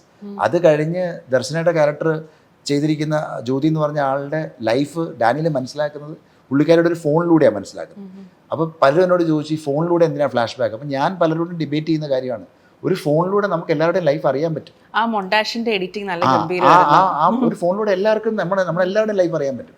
അതിലൂടെ നമുക്ക് എന്താ പറയണ്ടേ, ഇവരുടെ ഡെലമയാണ് പറയേണ്ടത്. അവരൊരു ഒരു ഒരു ഒരു ഒരു ഒരു IT ഫേമിൽ വർക്ക് ചെയ്തിരിക്കുന്ന ഒരു സാധാരണ ജീവനക്കാർക്ക് അവർക്ക് തോന്നുകയാണ് ഞാൻ വർക്ക് ചെയ്തിരിക്കുന്ന ഫേം ഇങ്ങനെയാണിത്, ഈ ടാർഗറ്റ് ചെയ്യുന്നത് ഇങ്ങനെയാണെന്ന് മനസ്സിലാക്കുന്ന ഒരു മൊമെൻറ്റിൽ അവർക്കുണ്ടാവുന്ന ഒരു പ്രശ്നമുണ്ട്. അത് കൃത്യമായിട്ട് പടത്തിനകത്തുണ്ട്. അവരുടെ ഇമോഷണൽ ആർക്കിനകത്ത്, മൈക്കിളുമായിട്ടുള്ള ഇമോഷണൽ ആർക്കിനകത്തും അത് കൃത്യമായിട്ടുണ്ട്. പിന്നെ നമ്മൾ മൂന്നാമത് കാണിച്ചിരിക്കുന്നത് എന്താണ്, ഈ പറഞ്ഞ പെൺകുട്ടിയാണ്. ഈ ഫൈറ്റിൻ്റെ എൻഡിൽ വന്നിരിക്കുന്ന ഈ അവസാനത്തെയാണ്. ഇതിനകത്തെല്ലാം കാറ്റലിസ്റ്റ് ആയിട്ടാണ് ഇവരെല്ലാവരും വർക്ക് ചെയ്യുന്നത്. അല്ലാതെ ആരും ഇതിനകത്ത് എനിക്ക് ഇത്ര സീൻ വേണം, എനിക്ക് ഇങ്ങനെ പെർഫോം ചെയ്യണം, അങ്ങനെയൊന്നും ആരും പറഞ്ഞിട്ടില്ല. എല്ലാവരും സിനിമയ്ക്ക് എന്താണോ ആവശ്യം ആ സിനിമയ്ക്ക് വേണ്ടി തന്നെയാണ് വന്നിരിക്കുന്നത്. ഇപ്പോൾ ഈ സിനിമ കാണുമ്പോൾ തന്നെ നമുക്ക് വ്യക്തമായി മനസ്സിലാവും ലാലേട്ടൻ ഇതിനകത്ത് ഒരു എക്സ്റ്റെൻഡഡ് ക്യാമിയോ റോളിലാണെന്നുള്ളത്. അപ്പോൾ ഇനി മഹേഷ് നാരായണൻ ഒരു സിനിമ എടുക്കുകയാണെങ്കിൽ, മമ്മൂക്കയും മോഹൻലാലിനെയും വെച്ച് ഒരു സിനിമ എടുക്കുകയാണെങ്കിൽ, കാരണം അവർക്ക് ഉറപ്പാണ് ഒരിക്കലും ഒരു ടെംപ്ലേറ്റ് രീതിയിൽ സംവിധാനം ചെയ്യാത്തൊരു സംവിധായകനാണ് മഹേഷ് നാരായണൻ. അപ്പോൾ ഇനി ഇവർ രണ്ടുപേരെയും വെച്ചൊരു സിനിമ എടുക്കുകയാണെങ്കിൽ അതൊരു, ഇപ്പോൾ പല ഇൻ്റർവ്യൂസിലും ഞാൻ കേട്ടായിരുന്നു, ഇപ്പോൾ 2020 ആയിട്ട് പലപ്പോഴും പറഞ്ഞിട്ടുണ്ടായിരുന്നു ജോഷി സാറിൻ്റെ എല്ലാവരും ഈക്വലി അക്കോമഡേറ്റ് ചെയ്ത ഒരു സിനിമയാണെന്നുള്ളത്. പക്ഷേ മഹേഷിൻ്റെ ഒരു ഫിലിം മേക്കിംഗ് സ്റ്റൈല് ഡിഫറെൻ്റ് ആണ്. അവിടെ ഒരിക്കലും ഒരു താരത്തെയല്ല, പ്ലോട്ടായിരിക്കും ഇമ്പോർട്ടൻ്റ്. അതെല്ലാ സിനിമകളും അങ്ങനെ തന്നെയാണ് മഹേഷിൻ്റെ. അപ്പോൾ ഇനി ഇവർ വെച്ചൊരു സിനിമ എടുക്കുകയാണെങ്കിൽ ഈ സിനിമയിൽ നിന്ന് കിട്ടിയ വിമർശനങ്ങൾ, ഈ സിനിമയിൽ നിന്ന് കിട്ടിയ കുറേ ലെസൺസ് ഉണ്ടല്ലോ, അത് ഏതെങ്കിലും രീതിയിൽ ഒരു ഭയം ഉണ്ടാക്കാനുള്ള ഒരു സാധ്യതയുണ്ട്? ഞാൻ കഥയ്ക്കൊപ്പമാണ് യാത്ര ചെയ്യുന്നത് എല്ലാ കാലത്തും. അപ്പം തിരക്കഥ കേട്ട് തിരക്കഥയ്ക്ക് ആവശ്യമാണ്. ഇപ്പം തിരക്കഥയ്ക്ക് ഞാൻ ഇനി അടുത്തൊരു സിനിമയ്ക്ക് ഞാൻ ലാൽ സാറിൻ്റെ അടുത്ത്, സാർ ഇങ്ങനൊരു സിനിമയുണ്ട്, എനിക്ക് വേണ്ടി ഇതൊന്ന് കേൾക്കാമെന്ന് ചോദിച്ചു കഴിഞ്ഞാൽ സാർ കേൾക്കും എന്നുള്ളത് എനിക്കറിയാം. പക്ഷേ അതിനകത്ത് അത് ഡിസിഷൻ എടുക്കേണ്ടത് ഞാൻ പറഞ്ഞില്ലേ, അത് എങ്ങനെ വേണമെന്നുള്ളത് ആ കഥയെ ഡിപ്പെൻഡ് ചെയ്തായിരിക്കുന്നത്. ഇത് നമ്മൾ ഈ പറഞ്ഞ പോലെ ഇത് ഇന്ന രീതിയിലാണ് ഇങ്ങനൊരു സിനിമ വേണ്ടെന്നുള്ളത് നമുക്കെങ്ങനെ പറയാൻ പറ്റുന്നത്? അങ്ങനെ പറയാൻ പറ്റത്തില്ലല്ലോ. ഇപ്പം ആൾക്കാർ ഒരുപാട് പേര് എന്നോട് പറയുന്നത്, ഇത് കണ്ട് തീരുമ്പം നമുക്ക് മനസ്സിലാവുന്നു ഇത് കൃത്യമായിട്ട് കഥയ്ക്കൊപ്പം എല്ലാവരും ട്രാവൽ ചെയ്തിരിക്കും, അതിൻ്റെ ഒരു ഫുൾഫിൽമെൻറ്റ് എല്ലാവർക്കും കിട്ടുന്നുണ്ട്. പക്ഷേ നിങ്ങൾ ഈ പറഞ്ഞ ഈ കൾമിനേഷൻ്റെ പ്രശ്നം, ആ പ്രശ്നം അക്സെപ്റ്റ് ചെയ്യാൻ പറ്റാത്തത് വേറൊരു വിഭാഗമുണ്ട്. ആ വിഭാഗം എന്ന് പറയുന്ന സംഭവം എന്ന് പറയുന്നത് അത് ഇനിയും കുറച്ചുകൂടെയൊക്കെ ഒരു മാറണ്ടേ എന്നുള്ളതാണ് എനിക്ക് തോന്നിയിട്ടുള്ളത്. ഞാൻ ഇപ്പോൾ ഒരിക്കലും ഞാൻ ഇന്ന ആൾക്ക് വേണ്ടിയിട്ട് സിനിമ ചെയ്യാമെന്ന് പറഞ്ഞ് ഇതുവരെ ഞാൻ പോയിട്ടില്ല, ഇനി പോത്തുമില്ല, എനിക്കിനി പോത്തുമില്ല. കഥ ഉണ്ടാക്കാനുള്ള കഴിവുള്ളിടത്തോളം കാലം നമ്മൾ കഥ ഉണ്ടാക്കുന്നു. അത് ചിലപ്പോൾ കൊളാബറേറ്റീവായിട്ടൊക്കെ ഉണ്ടാക്കുന്നത്, ചിലപ്പോൾ മറ്റുള്ളവരുടെ ഐഡിയാസ് ആയിരിക്കും, ചിലപ്പോൾ വേറെ തരത്തിലുള്ള ഇൻസിഡൻസ് ആയിരിക്കും, എല്ലാ തരത്തിലും നമ്മൾ പോകുന്നു. അതിനുശേഷമാണല്ലോ ആക്ടേഴ്സിനെ അപ്രോച്ച് ചെയ്യുന്നത്. അല്ലാതെ എൻ്റെ അടുത്ത് ഇതുവരെ ആരും ഒരു നിർമ്മാതാവും ഇന്ന ആൾക്ക് വേണ്ടി ഒരു സിനിമ ഉണ്ടാക്കാമെന്ന് ചോദിച്ച് വന്നിട്ടില്ല. ഒരു താരവും വന്നിട്ട് എന്നോട് ഞങ്ങൾക്ക് വേണ്ടി ഒരു സിനിമ ഉണ്ടാക്കണം എന്ന് പറഞ്ഞ് വന്നിട്ടുമില്ല. ഞാൻ തന്നെയാണ് എല്ലാ കാലത്തും അപ്രോച്ച് ചെയ്തിട്ടുള്ളത്. സിനിമ തിരക്കഥ കഴിഞ്ഞ് പൂർത്തിയായതിനു ശേഷം തിരക്കഥയുടെ ഒരു രൂപവും ഫുൾ മൊത്തം നറേറ്റീവായിട്ടാണ് ഞാൻ പോയി എല്ലാവരോടും പ്രസൻറ്റ് ചെയ്യുന്നത്. അങ്ങനെ സിനിമ ചെയ്യാനാണ് താല്പര്യം. ഇപ്പോൾ നമ്മളിപ്പോൾ സിനിമകളിൽ, പണ്ടുള്ള സിനിമകളിൽ കണ്ടുവരുന്നൊരു സംഭവം എന്ന് പറയുന്നത് എക്സ്ട്രാ മാരിറ്റൽ അഫെയർസിന് ഒരു പാപമായിട്ടും ഒരു മോശമായിട്ടുമാണ് ചിത്രീകരിക്കുന്നത്. പക്ഷേ ഇപ്പോൾ പ്രേക്ഷകരുടെ ആസ്വാദന നിലവാരം മാറിയതിനനുസരിച്ച് അതൊക്കെ ഒരു സാഹചര്യങ്ങളാണ്, മനുഷ്യൻ്റെ ഇമോഷൻസ് ആണ്. അതൊരു പാപമല്ല എന്നുള്ളൊരു പ്രതീതി പ്രേക്ഷകർക്കിടയിൽ വന്നിട്ടുണ്ട്. പക്ഷെ നമ്മൾ ഈ കുടുംബ പ്രേക്ഷകർക്ക് പ്രിയങ്കരനായ ഒരു നായക നടൻ സിനിമയിൽ എക്സ്ട്രാ മാരിറ്റൽ അഫയേഴ്സ് എന്നുള്ളൊരു സംഭവത്തിലോട്ട് പോകുമ്പോൾ പ്രേക്ഷകർക്ക് എന്തോ ഇപ്പോഴും ഒരു അക്സെപ്റ്റ് ചെയ്യാൻ ഒരു ബുദ്ധിമുട്ടാണ് എന്ന് തോന്നിയിട്ടുണ്ടോ? ഒരിക്കലും ഇല്ല. അതൊക്കെ എനിക്ക് തോന്നുന്നു, അതൊക്കെ ഞാൻ പറഞ്ഞില്ലേ, അതൊക്കെ വെറും നമ്മൾ ചിന്തിക്കുന്ന ചില കാര്യങ്ങളല്ലേ. കാരണം ഇപ്പോൾ ഒരു ബ്രോക്കൺ മാരേജിലൂടെ കടന്നു പോകുന്ന ഒരു വ്യക്തിക്ക് അയാൾക്ക് കുറച്ച് കാലത്തേക്കുള്ള ഒരു അവിടെയൊക്കെ ഈ കഥാപാത്രം മാറി ഒരു താരം കയറി വരുന്നുണ്ടല്ലേ? ഇല്ല, അവരെല്ലാവരും ഞാൻ പറഞ്ഞില്ല, ഇപ്പൊ ഇതിനകത്ത് മൈക്കിൾ ചാക്കോച്ചൻ അഭിനയിക്കുന്നത് ആ മൈക്കിളും ഡാനിയലിനും ഒരുപാട് സിമിലാരിറ്റീസ് ഉണ്ട് നിങ്ങൾ ശ്രദ്ധിച്ചു കഴിഞ്ഞു കഴിഞ്ഞാൽ. കാരണം ഡാനിയൽ എവിടെയോ ഈ ചട്ടക്കൂട് പൊട്ടിച്ചെറിഞ്ഞ ഒരാളാണ്. മൈക്കിളിന് അത് ഇതുവരെ പറ്റിയിട്ടില്ല. കാരണം മൈക്കിൾ ഇപ്പോഴും നിൽക്കുന്നത് പുള്ളിയുടെ, ഇപ്പം നിങ്ങളൊരു ഓഫീസിൽ വർക്ക് ചെയ്യുകയാണ്, നിങ്ങളൊരു IT കമ്പനിയിൽ വർക്ക് ചെയ്യുകയാണെങ്കിൽ നിങ്ങൾക്കൊരു NDA സൈൻ ചെയ്യേണ്ടതായിട്ടുണ്ട്. ആ ഓഫീസിലുള്ള സാധനങ്ങൾ പുറത്ത് പോകരുതെന്നുള്ളതിൻ്റെ ഒരു NDA നിങ്ങൾ സൈൻ ചെയ്യണം. അതിനകത്ത് ബാക്കിയുള്ള സംഭവം, അപ്പം അങ്ങനെ ഇൻസെക്യൂർ ആയിട്ടുള്ള എത്രയോ മനുഷ്യരുണ്ട്. ആ ഇൻസെക്യൂരിറ്റിയാണ് മൈക്കിളിൽ ഉണ്ടായിരിക്കുന്നത്. ആ ഇൻസെക്യൂരിറ്റിയുള്ള ഒരാളുടെ ലൈഫിനകത്ത് ഒരു ബ്രോക്കൺ മാരേജ് പൊക്കോണ്ടിരിക്കുമ്പോൾ അയാൾക്കൊരു റിലേഷൻഷിപ്പ് ഉണ്ടാവുന്നുണ്ട്. ആ റിലേഷൻഷിപ്പ് കുറച്ചുകൂടെ യങ്ങർ ആയിട്ടുള്ള ഒരു അവിടുത്തെ തന്നെ ആ കമ്പനിയിൽ തന്നെ ഉള്ള ഒരു ജൂനിയർ ആയിട്ടുള്ള ഒരു ഉദ്യോഗസ്ഥയായിട്ടാണ് ഉണ്ടായിരിക്കുന്നത്. അവിടെ ഉണ്ടായിരിക്കുന്നതിനകത്തും അയാൾക്ക് ഡെലമ ഉണ്ടാവുകയാണ്. Because she is understanding lot of things which he is also involve. മൈക്കിളും ഇൻവോൾവ് ആയിട്ടിരിക്കുന്ന പല കാര്യങ്ങളിലും അവർക്കും മനസ്സിലായി തുടങ്ങുകയാണ്. അവരുടെ കോൺഫ്ലിക്റ്റ് ഉണ്ടാവുന്നു അതിലാണ്, പേഴ്സണൽ കോൺഫ്ലിക്റ്റ് അല്ല ഉണ്ടാവുന്നത്. അവർക്ക് ഉണ്ടാവുന്നതും ഈ പ്ലോട്ടുമായിട്ട് ബന്ധപ്പെട്ട കോൺഫ്ലിക്റ്റാണ് ഉണ്ടാവുന്നത്. അവിടെയും അയാൾക്കൊന്നും പറയാൻ പറ്റുന്നില്ല. The moment he realises that she is also being silenced because of all these things എന്ന് മനസ്സിലാക്കുന്ന സമയത്ത് അയാൾക്കും റിഡംഷൻ ഇതിനകത്തെ ക്യാരക്ടേഴ്സ് എല്ലാം ഒരുതരം റിഡംഷൻ ആഗ്രഹിക്കുന്ന ആൾക്കാരാണ്. ഈ നമ്മൾ ഇൻസെക്യൂർ അല്ല, ഒരിക്കലും ഇൻസെക്യൂർ അല്ല. അപ്പം ഡാനിയലിന്റെ ഇൻസെക്യൂരിറ്റി ഉള്ള ആൾക്കാരുടെ കാര്യം ഞാൻ പറയുന്നത്. ഡാനിയൽ ആഗ്രഹിക്കുന്ന എന്താണ്? ഡാനിയലിന് ഒരു ക്ലോഷർ വേണം. ആ ക്ലോഷർ ഡാനിയലിന് കിട്ടുന്നത് എന്താണ്? ഈ നളിനിയുടെ ക്യാരക്ടർ, രേവതി ചേച്ചിയുടെ ക്യാരക്ടറിന്റെ തുടക്കത്തിലെ സ്പാർക്കിന്റെ ക്ലോഷറാണ് പുള്ളിക്ക് എൻഡിൽ കിട്ടുന്നത്. അതിനു വേണ്ടിയിട്ടാണ് എല്ലാവരും നിൽക്കുന്നത്. അതിനോടൊപ്പം ലാസ്റ്റ് പുള്ളിയുടെ സംഭവത്തിൽ എന്താ, പുള്ളിയുടെ ആർക്കിൽ എന്താ സംഭവിക്കുന്നത്? പുള്ളിക്ക് മനസ്സിലായി പുള്ളിക്ക് ഈ കോസിന് വേണ്ടിയിട്ട് റഹീമിന് ഒരു മാർട്ടേഡം എത്തേണ്ടി വന്നു. ആ എത്തേണ്ട വന്ന സമയത്ത് അദ്ദേഹം പറയുന്ന ഒരു പോയിന്റ് ഉണ്ട്. അതായത് പുള്ളി തിരിച്ച് വിളിക്കുകയാണ്. അപ്പം പലരും ചോദിച്ചു, ഇപ്പോൾ ഒരാൾ വന്ന് ചോദിക്കുകയാണ് the chief wants you back. അപ്പോൾ ചീഫ് ആണെന്നൊക്കെ ഉള്ളത് ആരാണെന്നൊക്കെ ഉള്ളത് നിങ്ങൾക്ക് വ്യാഖ്യാനിക്കാം ആരാണ് ചീഫ് എന്നൊക്കെ ഉള്ളത്. പക്ഷേ അപ്പോഴും പുള്ളി പറയുന്നത് എനിക്ക് ആ പേര് അവിടെ കാണണം, അത് കണ്ടു കഴിഞ്ഞിട്ട് ഞാൻ ആലോചിക്കാം വരണോ വേണ്ടെന്നുള്ളത്. അതും അദ്ദേഹത്തിൻ്റെ റിഡംഷനാണ്, ഒരു ക്ലോഷറാണ്. ആ ക്ലോഷറും പുള്ളിക്ക് കിട്ടുന്നുണ്ട്. എൻ്റെ കാഴ്ചപ്പാടിൽ എല്ലാ ക്യാരക്ടേഴ്സിനും ഒരു ക്ലോഷർ കൃത്യമായിട്ട് കിട്ടുന്ന ഒരു പടമായിട്ടാണ് അത് ഉണ്ടാക്കിയിരിക്കുന്നത്. പിന്നെ അതിനകത്ത് വേരി ചെയ്യുന്നുണ്ടാവും. ഞാൻ ഈ പറയുന്ന പോലെ ഇമോഷണൽ ആസ്പെക്ട്സ് കുറേ അധികം. ഇപ്പോൾ ശക്തിയുടെ ഫഹദിൻ്റെ ക്യാരക്ടർ ആണെങ്കിൽ പോലും അങ്ങനെ ഒരു പ്രോപ്പർ ബ്ലാക്ക് ആളല്ല. പുള്ളിയും ഈ പറഞ്ഞ പോലെ ഒരു ട്രബിൾഡ് ചൈൽഡ്ഹുഡിൽ പ്രിവിലേജ്ഡ് ആയിട്ടുള്ളൊരു നെപ്പോക്കെ ഉണ്ട്. പക്ഷേ ആ പ്രിവിലേജിനകത്തുനിന്ന് അയാൾ ഇത് പൊട്ടിച്ച് വേറൊരു രീതിയിലേക്ക് മാറാനായിട്ട് പുള്ളി ഇതൊക്കെ വിട്ട് മാറി പുള്ളി ഡിഫൻസിലേക്ക് വേണ്ടി എയർഫോഴ്സിലേക്ക് ട്രെയിനിങ് ആയിട്ട് പോയ ഒരാൾക്ക് അവിടെ പോലും പുള്ളിക്ക് പറ്റുന്ന എന്താണ്? പുള്ളിക്ക് ആ ബാഗേജാണ് ബാധ്യതയായിട്ട് മാറുന്നത്. പുള്ളിക്ക് അവിടെ ആ ബാഗേജ് ഉണ്ടാവുന്നതുകൊണ്ടാണ് ആ ഔട്ട്ബേസ്റ്റ് സംഭവിക്കുന്നത്, ലാസ്റ്റ് സംഭവിക്കുന്നത്. അതും ട്രബിൾഡാണ്. അവിടെ പുള്ളിക്ക് കിട്ടിയൊരു സുഹൃത്ത്, ആ സുഹൃത്ത് ഒരു വളരെ അന്നത്തെ സമയത്ത് 80s ഉണ്ടായിരുന്ന ഒരു കമ്പ്യൂട്ടർ എഞ്ചിനീയർ. അയാൾക്ക് എന്താണ് സംഭവിക്കുന്നത്? അയാൾക്ക് ആ ഒരു ഇൻസിഡൻറ്റിനോട് കൂടി ഇവർക്ക് രണ്ടുപേർക്കും അവിടെ നിന്ന് വിട്ടുമാറേണ്ടി വരികയാണ്. They start a company together. പക്ഷെ അവിടെയും ഈ പറഞ്ഞ പോലെ when system is playing a big game, dilemmas are coming. ഓണർക്കുള്ള ഡെലമ ആയിരിക്കില്ല വർക്കർക്കുള്ള ഡെലമ. ഇതെല്ലാം കൃത്യമായിട്ട് ഇതിനകത്ത് പ്ലേസ് ചെയ്തിട്ടുണ്ട്. പക്ഷേ ഇപ്പോൾ ഈ പ്രേക്ഷകരുടെ ഇത്തരം ചില തോട്ട്സ് ഉണ്ടല്ലോ, അതായത് ഇപ്പം ഞാൻ നേരത്തെ പറഞ്ഞില്ലേ, ആ തോട്ട്സിനെ കുറിച്ച് ഇപ്പം നേരത്തെ ചെയ്ത സിനിമകളിലൊന്നും ഇങ്ങനെയുള്ള വിമർശനങ്ങൾ വന്നിട്ടില്ലല്ലോ. അത് ഞാൻ എന്ത് തരം വിമർശനങ്ങളാണ്? അതെ, ഞാനിപ്പം നേരത്തെ പറഞ്ഞു, താരങ്ങളുടെ മാത്രമല്ല, ഞാൻ പറഞ്ഞല്ലോ ഇപ്പം എക്സ്ട്രാ മാരിറ്റൽ അഫെയർ അങ്ങനെയുള്ള വിമർശനങ്ങളൊക്കെ വന്നിട്ടുണ്ടല്ലോ. അപ്പം അത്തരം ഈ പ്രേക്ഷകരുടെ ചില ഇത്തരം തോട്ട്സ് ഉണ്ട്, ചില ചിന്താഗതികളുണ്ടല്ലോ. അപ്പോൾ അതൊക്കെ ബ്രേക്ക് ചെയ്യണം, കുറച്ചുകൂടെ ആസ്വാദന നിലവാരം വേണം എന്നുള്ളൊരു അഭിപ്രായം ഉണ്ടോ? എനിക്ക് മനസ്സിലായ ഒരു കാര്യം, ഇതിനൊരു മുൻ ഉദാഹരണമില്ല. ഈ സിനിമയ്ക്ക് മുൻ ഉദാഹരണം വെക്കാനില്ല.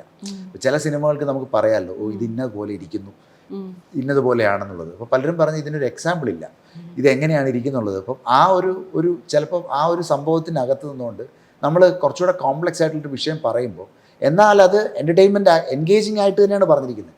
ആ എൻഗേജ്മെൻറ്റ് ഫാക്ടറിനകത്ത് ചിലപ്പോൾ ഈ പറഞ്ഞ പോലത്തെ സംഭവങ്ങൾ ഉണ്ടാകുന്ന സമയത്തുണ്ടാകുന്ന ഇഷ്യൂസാണ് നിങ്ങൾ ഈ പറഞ്ഞുകൊണ്ടിരിക്കുന്നത്. ഇതൊന്നുമല്ല ഇതിൻ്റെ മേജർ ഇഷ്യൂ ഞാൻ കാണുന്നത്. മേജർ ഇഷ്യൂ എന്ന് പറയുന്നത് അവർ തന്നെ പറഞ്ഞു, താരങ്ങളായിട്ടുള്ള ആൾക്കാർ പറഞ്ഞു, താരങ്ങളെ ദയവ് ചെയ്ത് മനുഷ്യരായിട്ട് കാണാൻ മനസ്സിലാക്കുക എന്നുള്ളതിൻ്റെ ഒരു അണ്ടർസ്റ്റാൻഡിങ് കൂടെ നമുക്ക് വേണമല്ലോ, നമ്മളുടെ സിനിമയ്ക്കകത്തും വേണം. കാരണം നമ്മൾ പുറത്തുനിന്നുള്ള ആളുകളൊക്കെ കാണുന്നത് മലയാള സിനിമയിൽ മാത്രമേ ഇങ്ങനൊരു സിനിമ സംഭവിക്കുകയുള്ളൂ.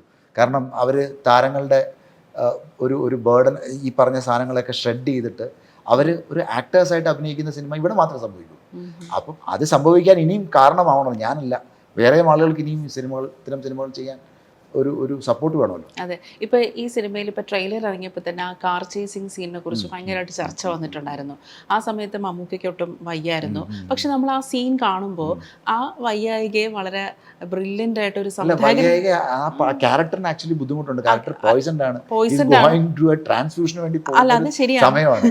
പക്ഷേ മമ്മൂക്ക അല്ലാതെ തന്നെ കുറച്ച് വയ്യായിക ഉണ്ടായിരുന്നല്ലോ മമ്മൂക്കയ്ക്ക്.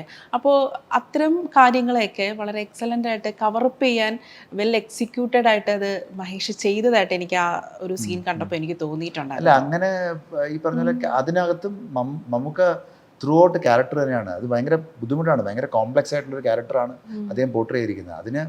അതിനകത്തും പല ലേയേഴ്സും ഉണ്ട്. ഇപ്പം നമ്മളിപ്പോൾ പറഞ്ഞ പോലെ ഒരുപാട് ഭയങ്കരമായിട്ട് സംസാരിച്ചാൽ മാത്രമേ ക്യാരക്ടർ കോംപ്ലക്സ് ആകുന്നില്ല, ന്യൂവൻസ്ഡ് ആണ്. ആ ന്യൂവൻസസിലെല്ലാം ഈ പറഞ്ഞ പോലെ പല രീതിയിൽ യാത്ര ചെയ്തൊരു വ്യക്തിയുടെ എല്ലാ സംഭവങ്ങളും പുള്ളി അതിൽ പല തരത്തിൽ പ്രസൻറ്റ് ചെയ്തിട്ടുണ്ട്. എനിക്കതിനകത്ത് എന്താ പറയുന്നത്, നമ്മളും അവിടെ ഞാൻ ആഗ്രഹിക്കുന്നത് ഇവരുടെ എല്ലാം ഒരു സ്കിൽ എത്രത്തോളം ഉണ്ടാവും, ഇവർക്കൊക്കെ എങ്ങനെയൊക്കെ ആയിരിക്കാം അതെല്ലാം ഞാൻ ഉപയോഗിച്ചിട്ടുണ്ടെന്നുള്ളതാണ് ഞാൻ വിശ്വസിക്കുന്നത്. ഇപ്പോൾ ഇതിനകത്ത് ഈ സിനിമയെക്കുറിച്ച് ചില പോപ്പുലർ റിവ്യൂവേഴ്സ് പറഞ്ഞ ചില കമന്റുകളുണ്ടല്ലോ. ഇപ്പോൾ ബൈക്കിൽ പൂത്തിരി കത്തിച്ചുകൊണ്ട് പോകുന്നു, എനിക്ക് തോന്നുന്നു അതൊരു എക്സ്പ്ലോസീവ് ആയിട്ടാണ് മഹേഷ് എക്സ്പ്ലോസീവ് ആണെന്നുള്ളത്. അത് വേണമെങ്കിൽ ഞാൻ നമുക്ക് കാണിച്ചു, അതെങ്ങനെയാണ് എക്സ്പ്ലോസീവ് വർക്ക് ചെയ്യുന്നത് നമുക്ക് മനസ്സിലാവാത്തതുകൊണ്ടാണ്. അപ്പോൾ അത്തരം ചില പറഞ്ഞല്ലോ. മാത്രമല്ല ഇതൊരു നിർവികാര പടമാണ്, ഫ്ലാറ്റ് നറേറ്റീവ് ആണ്, അങ്ങനെയൊക്കെ ചില പോപ്പുലർ റിവ്യൂവേഴ്സ് പറഞ്ഞല്ലോ. അപ്പം അത്തരം ആൾക്കാർ റിവ്യൂസ് ആണ് എനിക്കറിയാം. അത് ഈ പറഞ്ഞ മറ്റു തരത്തിലുള്ള പോപ്പുലർ റിവ്യൂസ് ആണ് ഞാൻ അങ്ങനെ കാണുന്നവർ. അപ്പം അത്തരം റിവ്യൂവേഴ്സ് ശ്രദ്ധിക്കാറുണ്ടോ? അവർ ഈ സിനിമ ശരിക്കും മഹേഷ് ഉദ്ദേശിച്ച ആ ഒരു കാര്യമുണ്ടല്ലോ, ഈ കണ്ടന്റിലൂടെ മഹേഷ് ഉദ്ദേശിച്ച കാര്യമുണ്ടല്ലോ, അത് കൃത്യമായി അവർക്ക് മനസ്സിലാക്കാത്തതുകൊണ്ടാണോ അങ്ങനെ പറയുന്നത്? അല്ല, ഞാൻ പറഞ്ഞില്ലേ, അത് എല്ലാവർക്കും അവരവരുടെ സ്വാതന്ത്ര്യമുണ്ട്, അവരവർക്ക് പറയാനുള്ള എല്ലാ സ്വാതന്ത്ര്യമുണ്ട്. ഞാൻ അവരെല്ലാം മാനിക്കുന്നു. എനിക്ക് ആരോടും പേഴ്സണലി ഒരു പ്രശ്നവുമില്ല. കാരണം നിങ്ങൾക്ക് അത് കണക്റ്റ് ആയിട്ടില്ലെങ്കിൽ കണക്റ്റ് ആയിട്ടില്ല, അതിനകത്ത് ഒരു കുഴപ്പമില്ല. പക്ഷേ ഈ പറഞ്ഞ പോലെ ഇതിൻ്റെ പിന്നിലുള്ളൊരു ഈ സിനിമ ഒരു എഫേർട്ട് ഇല്ലാത്ത സിനിമയാണെന്ന് എനിക്ക് തോന്നിയിട്ടില്ല. എനിക്ക് തോന്നിയിട്ടില്ല ഈ സിനിമ ഒരു എഫേർട്ട് ഇല്ലാത്ത ഒരു സിനിമയായിട്ട് എനിക്ക് തോന്നിയിട്ടില്ല. പിന്നെ ഈ സിനിമയ്ക്കകത്തുണ്ടാവുന്ന ഈ പറഞ്ഞ പോലെ ചിലപ്പോൾ അവരുദ്ദേശിക്കുന്ന അവർക്ക് താരത്തിൽ നിന്ന് കിട്ടേണ്ട ചില കാര്യങ്ങളുണ്ടാവും. അവരുടെ ചിലപ്പോൾ ഒരു കൺവെൻഷണൽ ചിന്താഗതിയായിരിക്കാം. ചിലപ്പം അങ്ങനെ അവർക്ക് താരത്തിൽ നിന്ന് വേണ്ട ചില സംഭവങ്ങൾ, ചില ക്യാരക്ടേഴ്സിൽ നിന്ന് അവർക്ക് ഇത് വേണം, ഇങ്ങനെ വേണം എന്നൊക്കെ തോന്നുന്ന സാധനങ്ങൾ ചിലപ്പോൾ അവർക്ക് കിട്ടിക്കാണില്ല. അതുകൊണ്ടായിരിക്കും അവർ അങ്ങനെ സംസാരിക്കുന്നത്. ഇപ്പോൾ ട്രാഫിക് എഡിറ്റ് ചെയ്തത് മഹേഷാണ്. അപ്പം ട്രാഫിക് സിനിമ കാണുമ്പോൾ തന്നെ നമുക്ക് വ്യക്തമാവും എഡിറ്റിംഗ് ആ സിനിമ എന്തുമാത്രം എൻഹാൻസ് ചെയ്തിട്ടുള്ളത്. മാത്രമല്ല അതിനൊരു പുതിയൊരു നറേറ്റീവ് തന്നെ എഡിറ്റിംഗ് കൊടുത്തിട്ടുണ്ട്. എനിക്ക് തോന്നുന്നു മഹേഷിന് ഒരുപാട് ഇൻപുട്സ് കൊടുത്തിട്ടുണ്ടെന്ന് എനിക്ക് തോന്നുന്നു. അപ്പോൾ നമ്മൾ ഈ ഒരു എഡിറ്റർ എന്നുള്ള നിലയിൽ ഇപ്പം എഡിറ്റർ സിനിമയ്ക്ക് എപ്പോഴും ഒരു പുതിയ നെറേറ്റീവ് കൊടുക്കുന്ന ഒരു പൊസിഷനും കൂടെയാണ്. അപ്പം ഈ സിനിമയുടെ ഒരു റൈറ്റിംഗ് സ്റ്റേജ് മുതൽ എഡിറ്റർ ഒപ്പം ഉണ്ടായിരിക്കണം എന്നൊരു അഭിപ്രായമുണ്ട്. പലപ്പോഴും ഈ പോസ്റ്റ് പ്രൊഡക്ഷൻ ആണല്ലോ എഡിറ്റർ വരുന്നത്. അപ്പോൾ ഈ റൈറ്റിംഗ് സ്റ്റേജ് മുതൽ എഡിറ്റർ കൂടെ ഉണ്ടായിരിക്കണം എന്നൊരു അഭിപ്രായമുണ്ടോ? എഡിറ്റർ എന്നുള്ളതല്ല ഞാൻ പറയുന്നത്, ഒരു ഫസ്റ്റ് ഡ്രാഫ്റ്റ് ആയിക്കഴിഞ്ഞാൽ നമുക്ക് ടെക്നീഷ്യൻസ് എല്ലാവരും കൂടെ തന്നെ ഉണ്ടാവും. കാരണം അവിടെയാണല്ലോ നമുക്കൊരു ഒരേ മനസ്സോടുകൂടി നമ്മളിതിനകത്ത് യാത്ര ചെയ്യുന്നത്. അതിനകത്ത് ശരിയുണ്ടാവും, തെറ്റുണ്ടാവും, എല്ലാം ഉണ്ടാവും. നമ്മൾ അങ്ങോട്ടും ഇങ്ങോട്ടും ഡിബേറ്റ് ചെയ്യാനും മറ്റു കാര്യങ്ങളെക്കുറിച്ച് സംസാരിക്കാനും ഇതിൻ്റെ ഒരു കംപ്ലീഷനെ കുറിച്ച് ആലോചിക്കാനും ഒക്കെ എല്ലാവരും എപ്പോഴും കൂടെ ഉണ്ടാവും. ആ കൂടെ ഉണ്ടാവുന്ന ഒരു ടീം ഓഫ് പീപ്പിൾ എല്ലാ കാലത്തും ഉണ്ട്. അതിന് വേറെ മാറ്റമൊന്നുമില്ല. പക്ഷെ നമ്മളെല്ലാവരും കാണുന്ന ഒരു സിനിമയാണ്. ആ സിനിമയ്ക്കകത്ത് നമ്മൾ ഡിബേറ്റ് ചെയ്യുന്നുണ്ട്. ഓക്കെ, ഇതെന്താണ് സംഭവിക്കുന്നത്, ഇതിവിടെ ഇത്രയും വേണോ, അല്ലെങ്കിൽ നമുക്ക് ഇതിങ്ങനെ മതിയോ, ഇതിങ്ങോട്ട് ഇതിൻ്റെ എല്ലാം ചർച്ചകളെല്ലാം എല്ലാ കാലത്തും ഒരുമിച്ച് ഉണ്ടാവണം തന്നെയാണ്. പക്ഷെ അവിടെ ഒന്നും നമ്മൾ ഈ പറഞ്ഞ പോലെ ഇത് ഇത്തരം ഒരു ഫാൻ സർവീസ് ആവണം എന്നുള്ളൊരു ഒരു ഒരു ഒരു ധാരണ നമുക്ക് ആർക്കും ഇല്ല. പക്ഷെ പോക്കിരി രാജയ്ക്ക് എഡിറ്റ് അല്ല, ചെയ്ത് അത് ഞാൻ എഡിറ്റ് ചെയ്തിരിക്കുന്നത് മറ്റൊരു സംവിധായകന് വേണ്ടി എഡിറ്റ് ചെയ്തിരിക്കുന്നതാണ് അല്ലേ. അപ്പൊ ഞാൻ അങ്ങനെ എഡിറ്റ് ചെയ്തിരിക്കുന്ന സമയത്ത് ഇപ്പൊ നായാട്ട് എഡിറ്റ് ചെയ്യുന്ന സമയത്ത് നായാട്ടിൽ വേറെ തരത്തിലുള്ള ഫാൻ സർവീസ് വേണമെന്ന് എനിക്ക് ആഗ്രഹിക്കാൻ പറ്റും? ഇല്ലല്ലോ. ആ സംവിധായകൻ എന്താണോ ചെയ്തിരിക്കുന്നത് അതല്ലേ നമ്മൾ ചെയ്തിരിക്കുന്നത്. ഓരോ സിനിമകളും എല്ലാ സിനിമകളും. ഇപ്പൊ വിശ്വരൂപം എഡിറ്റ് ചെയ്തത് മഹേഷാണ്. അപ്പം കമലഹാസൻ സാറിനൊപ്പം വർക്ക് ചെയ്തപ്പോൾ ഇപ്പോൾ വിശ്വരൂപം എഡിറ്റ് ചെയ്തപ്പോൾ കമലഹാസൻ സാർ ഒപ്പം ഉണ്ടായിരിക്കാം. അദ്ദേഹം പറഞ്ഞ എന്തെങ്കിലും ഒരു സജഷൻസ്, എന്തെങ്കിലും ഒരു അഡ്വൈസ് മഹേഷ് നാരായണന്റെ കരിയറിൽ എപ്പോഴും ചേർത്ത് പിടിക്കാവുന്ന അങ്ങനെ എന്തെങ്കിലും കാര്യങ്ങളുണ്ടോ? എനിക്ക് തോന്നുന്നു കമൽ സാറിൻ്റെ കയ്യിൽ നിന്ന് എനിക്ക് കിട്ടിയിരിക്കുന്നതെന്ന് വെച്ചാൽ നമുക്ക് വളരെ മിനിമലായിട്ടുള്ള ഒരു സംഭവത്തിനകത്ത് നിന്ന് കുറച്ചുകൂടെ വലിയ കഥകൾ എങ്ങനെ എക്സ്പ്ലോർ ചെയ്യാം. പിന്നെ രണ്ടാമത്തെ കാര്യം, ഹ്യൂമൻ സ്റ്റോറീസ് പറയുന്ന സമയത്ത് നിങ്ങൾ ഈ പറഞ്ഞ പോലെ സ്റ്റാർഡത്തിനെ മാത്രം എക്സ്പ്ലോർ ചെയ്ത് പോകാതെ മറ്റു രീതിയിലുള്ള കഥകൾ നമുക്ക് പറയണം എന്നൊക്കെ ഉള്ള ഒരു സംഭവം അദ്ദേഹത്തിൻ്റെ ഫിലിം മേക്കിങ്ങിൽ നമ്മൾ ശ്രദ്ധിച്ചു കഴിഞ്ഞാൽ ഉണ്ടാവും. അത് എത്രത്തോളം സക്സസ്ഫുൾ ആണെന്ന് എനിക്കറിയില്ല എല്ലാ സിനിമകളുടെയും. പക്ഷേ അത് ഡിപ്പെൻസ് ആണ്. കുറേ ആൾക്കാർക്ക് ഇഷ്ടപ്പെടുമായിരിക്കും. പിന്നെ അതും ഞാൻ എപ്പോഴും കാണുന്നത്, നമ്മളെപ്പോഴും കുറച്ചുകൂടെ ഓണസ്റ്റ് ആയിട്ടൊരു ഒരു കഥയെ അപ്രോച്ച് ചെയ്യുമ്പോൾ ആ കഥയുടെ സത്ത ഉൾക്കൊള്ളാതെ വേറെ തരത്തിലേക്ക് ഡിസ്കഷൻസ് പോകുമ്പോൾ എനിക്കത് ഭയങ്കര ഫിയർ ഉണ്ടാവും. കാരണം അതാണോ ഡിസ്കസ് ചെയ്യേണ്ടത്? നിങ്ങൾ ഈ കഥയിലല്ലേ ഡിസ്കസ് ചെയ്യേണ്ടത്? ഈ കഥയൊക്കെ നിങ്ങളെന്താ വിട്ടുപോകുന്നത്? ഇതിനകത്ത് പറഞ്ഞ വിഷയങ്ങൾ എന്തുകൊണ്ടാണ് വിട്ടുപോകുന്നത്? അത് പലപ്പോഴും സാറിൻ്റെ സിനിമകൾക്ക് സംഭവിച്ചിട്ടുണ്ട്. പിന്നീട് അത് ചർച്ച ചെയ്തിട്ടുണ്ട്. അപ്പോൾ അങ്ങനെ ഒരിക്കലും വരാൻ പാടില്ല എനിക്ക് തോന്നുന്നുണ്ട്. ഇപ്പോൾ പണ്ടൊക്കെ ആണെങ്കിൽ ഒരു ചെറിയ ബഡ്ജറ്റിലുള്ള മലയാള സിനിമ ചെറിയ നടന്മാരാണ് അഭിനയിക്കുന്നെങ്കിൽ അത് വിജയിക്കുകയാണെങ്കിൽ ആ വിജയത്തിൻ്റെ ഒരു തോതും ലിമിറ്റായിരിക്കും. പക്ഷേ ഇപ്പോഴങ്ങനെയല്ല. ചെറിയ ബഡ്ജറ്റിൽ ചെറിയ താരങ്ങൾ അഭിനയിക്കുന്ന സിനിമ കണ്ടന്റിൻ്റെ മികവ് കൊണ്ട് വിജയിക്കുകയാണെങ്കിൽ അത് കോടി ക്ലബുകളിലെത്തിയാണ്. അപ്പം ഈ ഒരു സിനാരിയോ മഹേഷ് നാരായണൻ എന്നൊരു സംവിധായകൻ്റെ ഫ്യൂച്ചർ പ്രോജക്ട്സിനെ ഏതെങ്കിലും രീതിയിൽ ഇൻഫ്ലുവൻസ് ചെയ്യാൻ സാധ്യതയുണ്ട്? ഞാൻ അങ്ങനെ ഒരു പോപ്പുലർ കണ്ടന്റ് എടുക്കുന്ന ആളാണെന്ന് എനിക്ക് തോന്നുന്നില്ല. ഭയങ്കര പോപ്പ് കണ്ടന്റ്, കോമഡി അങ്ങനെ ഒരു അല്ല, അതായത് പോപ്പുലർ കണ്ടന്റ് അല്ലല്ലോ നമ്മൾ എടുക്കുന്നത്. നമ്മൾ കുറച്ചുകൂടെ സോഷ്യലി റിലവന്റ് എന്ന് മാത്രമല്ല, കുറച്ചുകൂടെ സംഘർഷമൊക്കെ ഉള്ള, നമുക്ക് കുറച്ചുകൂടെ ചിന്തിച്ച് ആലോചിക്കേണ്ട സിനിമകൾക്ക്. അപ്പോൾ നമുക്ക് ഈ പറഞ്ഞു നമുക്ക് തന്നെ അറിയാം. പക്ഷെ അത് കാണുന്ന ആൾക്കാർക്ക് എൻഗേജിങ്ങും ആയിരിക്കണം. ഇപ്പം ഞാൻ ടേക്ക് ഓഫ് എടുത്ത അതേ സ്പിരിറ്റിൽ തന്നെയാണ് പീറ്റർ ടു എടുത്തിരിക്കുന്നത്, അതേ സ്പിരിറ്റിൽ തന്നെയാണ് മാലിക്കും എടുത്തിരിക്കുന്നത്, അതേ സ്പിരിറ്റിൽ തന്നെയാണ് എല്ലാ പടങ്ങളും എടുത്തിരിക്കുന്നത്. പക്ഷേ ഡിഫറൻസ് ഓഫ് ഇപ്പം ആകെ എനിക്കൊന്ന് മാറി കുറച്ചുകൂടെ ഇൻഡി ആയിട്ട് ചെയ്ത അറിയിപ്പ് മാത്രമേ ഉള്ളൂ. കുറച്ചുകൂടെ ഇൻഡി സ്പേസിൽ ചെയ്തിരിക്കുന്നത്. കാരണം അത് കുറച്ചുകൂടെ ഫെസ്റ്റിവൽ ക്രൗഡിനെ വേണ്ടിയിട്ടുള്ള ഒരു സിനിമയാണ്. ഞാൻ എപ്പോഴും ടാർഗറ്റ് ഓഡിയൻസിനെ കാണാറുണ്ട്. എന്താണ് ടാർഗറ്റ് ഓഡിയൻസ്? പക്ഷെ ഞാൻ അവിടെ ഒരുപാട് ഫാൻസിനെ അല്ല കാണുന്നത്. ഞാൻ പറയുന്നത് സിനിമ ഇഷ്ടപ്പെടുന്ന, നല്ല സിനിമകൾ ഇഷ്ടപ്പെടുന്ന പ്രേക്ഷകരെയാണ് ഞാൻ എപ്പോഴും കാണുന്നത്. ആ പ്രേക്ഷകർക്ക് ഈ സിനിമ വർക്കാവുന്നുണ്ട്. അതിനുള്ള തെളിവ് എനിക്ക് തന്നെ വരുന്നുണ്ട്, എല്ലാ ദിവസവും വരുന്നുണ്ട്. ഓക്കെ, ഇതെന്താണ് ഇങ്ങനെ, ഇതിന് അപ്പോൾ അങ്ങനെ തോന്നുന്ന ആൾക്കാർക്ക് ചിലപ്പോൾ മറ്റുള്ളവർക്ക് ഈ പറഞ്ഞ ബാക്കിയുള്ള സംഭവങ്ങളിൽ ഈ സോ കോൾഡ് ഈ ഫാൻസിൻ്റെ സംഭവങ്ങളിൽ ചിലപ്പോൾ അവർക്ക് അതിനെ എതിർത്ത് സംസാരിക്കാനുള്ളൊരു ശേഷി ഉണ്ടാവും. കാരണം പറയുന്നുണ്ട്, ഇതെന്താണ്, നിങ്ങൾക്ക് എന്താ മനസ്സിലാവാത്ത, ഇതിനകത്ത് കഥാപാത്രങ്ങളല്ലേ ഉള്ളത്, ആ കഥാപാത്രങ്ങൾ എന്തുകൊണ്ട് ഉൾക്കൊള്ളാൻ പറ്റുന്നില്ല, ഈ കഥ എന്തുകൊണ്ട് ഉൾക്കൊള്ളാൻ പറ്റുന്നില്ല എന്ന് ചോദിക്കുന്ന ഒരുപാട് പേരുണ്ട്. ഇപ്പോൾ തമിഴ്നാട്ടിൽ വലിയൊരു വിജയം ഉണ്ടാക്കിയിരിക്കുകയാണ്. അപ്പോൾ ഇന്ത്യൻ സിനിമയിൽ ഇറങ്ങി ഏറ്റവും മികച്ച ഒരു പൊളിറ്റിക്കൽ ഡ്രാമയാണ് 20. അപ്പോൾ പലപ്പോഴും മഹേഷിൻ്റെ സിനിമകൾ കാണുമ്പോൾ, പ്രത്യേകിച്ച് ഈ പേട്രിയോട്ട് കാണുമ്പോൾ തന്നെ എൻ്റെ മനസ്സിൽ തോന്നിയൊരു സംഭവം, മഹേഷിൽ നിന്നൊരു നല്ലൊരു മികച്ച ഒരു പൊളിറ്റിക്കൽ ഡ്രാമ അത് ഉണ്ടാക്കാനുള്ള ഒരു കപ്പാസിറ്റി ഉള്ള ഒരു സംവിധായകനാണ് മഹേഷ് എന്ന് എനിക്ക് തോന്നിയിട്ടുണ്ട്. അത്തരം എന്തെങ്കിലും ചിന്തകൾ മഹേഷിന് മനസ്സിൽ പോയിട്ടുണ്ടോ? രാഷ്ട്രീയം സംസാരിക്കാൻ പാർട്ടി സംസാരിക്കണമെന്നില്ല.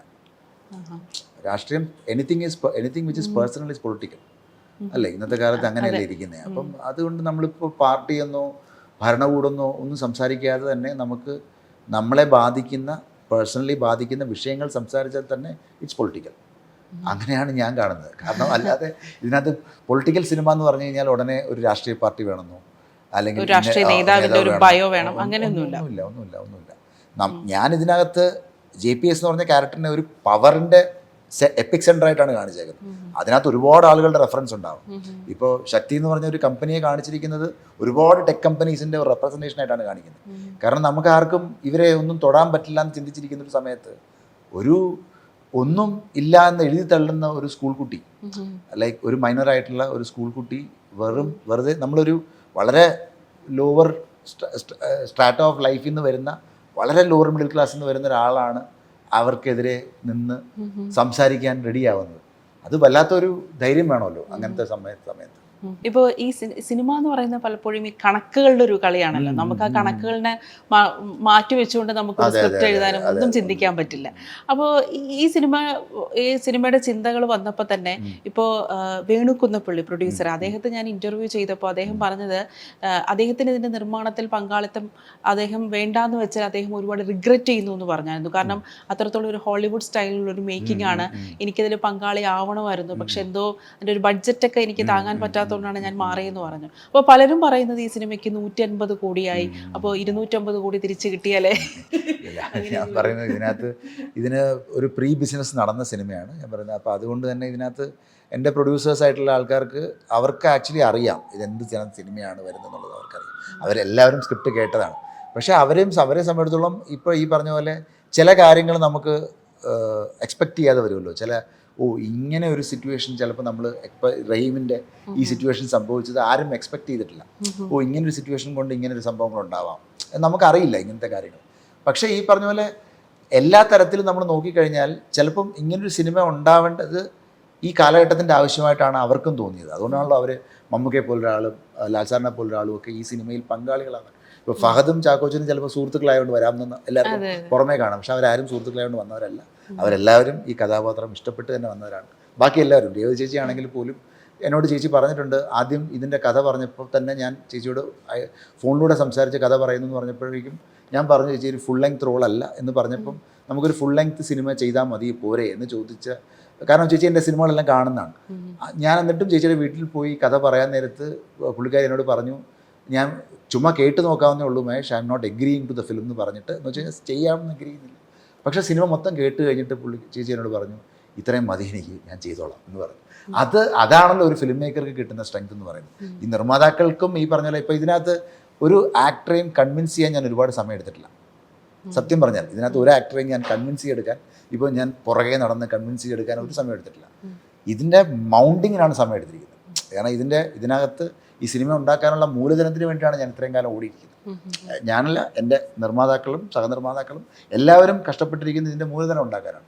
കാരണം അവർക്കറിയാം ഇത് കോംപ്രമൈസ് ചെയ്ത് ഷൂട്ട് ചെയ്യാൻ പറ്റുന്നൊരു കാര്യമല്ല. അത് പലരും പറഞ്ഞിട്ടുണ്ട്. ഇപ്പോൾ വേണു സാർ അടക്കമുള്ള പ്രൊഡ്യൂസേഴ്സ് അങ്ങനെ പറയുന്നുണ്ടെങ്കിൽ അവർക്ക് പോലും ഇതിൻ്റെ ക്രാഫ്റ്റിനകത്തുള്ള ഒരു വിശ്വാസത്തിൻ്റെ പുറത്താണല്ലോ അവർ പറയുന്നത്. ഔട്ട്കമ്മിനെ കുറിച്ച് നമുക്കൊന്നും പറയാൻ പറ്റില്ല. നമുക്ക് എങ്ങനെയാണ് അതിൻ്റെ ഔട്ട്പുട്ട് വരുന്നതെന്നുള്ളതിനെക്കുറിച്ച് നമുക്ക്, കാരണം അത് ചിലപ്പം ഇത്തരം ചില കാര്യങ്ങൾ കൊണ്ട്, ഇത്തരം ചില സില്ലി കാര്യങ്ങൾ കൊണ്ട് ചിലപ്പോൾ നമുക്കത് അത് വലിയ രീതിയിൽ ചിലപ്പം വേറെ രീതിയിലേക്ക് ബാധിച്ചു. പക്ഷേ അതൊന്നും എനിക്ക് തോന്നുന്നില്ല സാധാരണ പ്രേക്ഷകർക്ക് ബാധിക്കുന്നു. കാരണം സാധാരണ പ്രേക്ഷകരെ അഫക്റ്റ് ചെയ്യുന്നൊരു ഇഷ്യൂ ആണ് പടം പറയുന്നത്. ആ ഇഷ്യൂ നിരന്തരം നമ്മൾ ഈ സിനിമ ഇറങ്ങുന്നതിന് തലേദിവസം വരെ ഒരു കുട്ടിക്ക് സംഭവിച്ചിരിക്കുന്ന ഇഷ്യൂ ആണ്. അതാരും കാണാതെ പെട്ടെന്ന് ഇതിനെ വേറെന്തോ ഒരു ട്രജക്ടറിയിലോട്ട് കൊണ്ടുപോകുമ്പോൾ എനിക്ക് തോന്നുന്നു കുറച്ചുകൂടെ സിനിമയെ കാണേണ്ടിയിരിക്കുന്നു. സീരിയസ് ആയിട്ടല്ല, കുറച്ചുകൂടെ മനസ്സിരുത്തി കാണേണ്ടിയിരിക്കുന്നുള്ള. സീരിയസ് ആയിട്ടൊന്നും കാണണം എന്ന് പറയുന്നില്ല കാരണം ഞാനൊരു ടെക്സ്റ്റ് ബുക്ക് ഒന്നും എടുത്തിരിക്കുന്നു പഠിക്കാനോ നാളെ എക്സാമിന് വേണ്ടി പഠിക്കാനൊന്നും അങ്ങനെയല്ലല്ലോ. ഇത് കുറച്ചുകൂടെ മനസ്സിരുത്തി ഒന്ന് ആലോചിക്കേണ്ടിയിരിക്കുന്നു. എന്താണ് ചിന്തിച്ച് ഒന്ന് മനസ്സിരുത്തി കണ്ടാൽ മതി, അത്രേ ഉള്ളൂ. ഇപ്പോൾ മഹേഷ് പറഞ്ഞൊരു പോയിന്റാണ്, അതായത് എനിക്ക് ആർട്ടിസ്റ്റുകളെ കൺവിൻസ് ചെയ്യിപ്പിക്കാൻ അധികം സമയം എടുത്തില്ല എന്നുള്ളത്. ഇപ്പോൾ ബേസിൽ പറഞ്ഞിട്ടുണ്ട്, അതായത് ആർട്ടിസ്റ്റുകളുടെ ഡേറ്റ് നോക്കിയിരുന്ന് ഒരു നടനായ ഒരു ആളാണ് ബേസിൽ എന്ന് പറഞ്ഞിട്ടുണ്ട്. അപ്പോൾ പലപ്പോഴും എല്ലാ സിനിമകളിലും മാർക്കറ്റ് വാല്യൂ ഉള്ള മലയാളത്തിലെ പ്രമുഖ താരങ്ങളാണ് മഹേഷിന്റെ സിനിമകളിലെല്ലാം അഭിനയിച്ചിരിക്കുന്നത്. ഇപ്പോൾ മാലിക്കിലാണെങ്കിലും ടേക്ക് ഓഫ് എല്ലാത്തിലും മലയാളത്തിലെ ഏറ്റവും പ്രമുഖ താരങ്ങളാണ് അഭിനയിച്ചിരിക്കുന്നത്. അപ്പോൾ മഹേഷിന് പറയുന്നു കൺവിൻസ് ചെയ്യിപ്പിക്കാൻ എനിക്കധികം സമയം പോലും എടുക്കാറില്ല.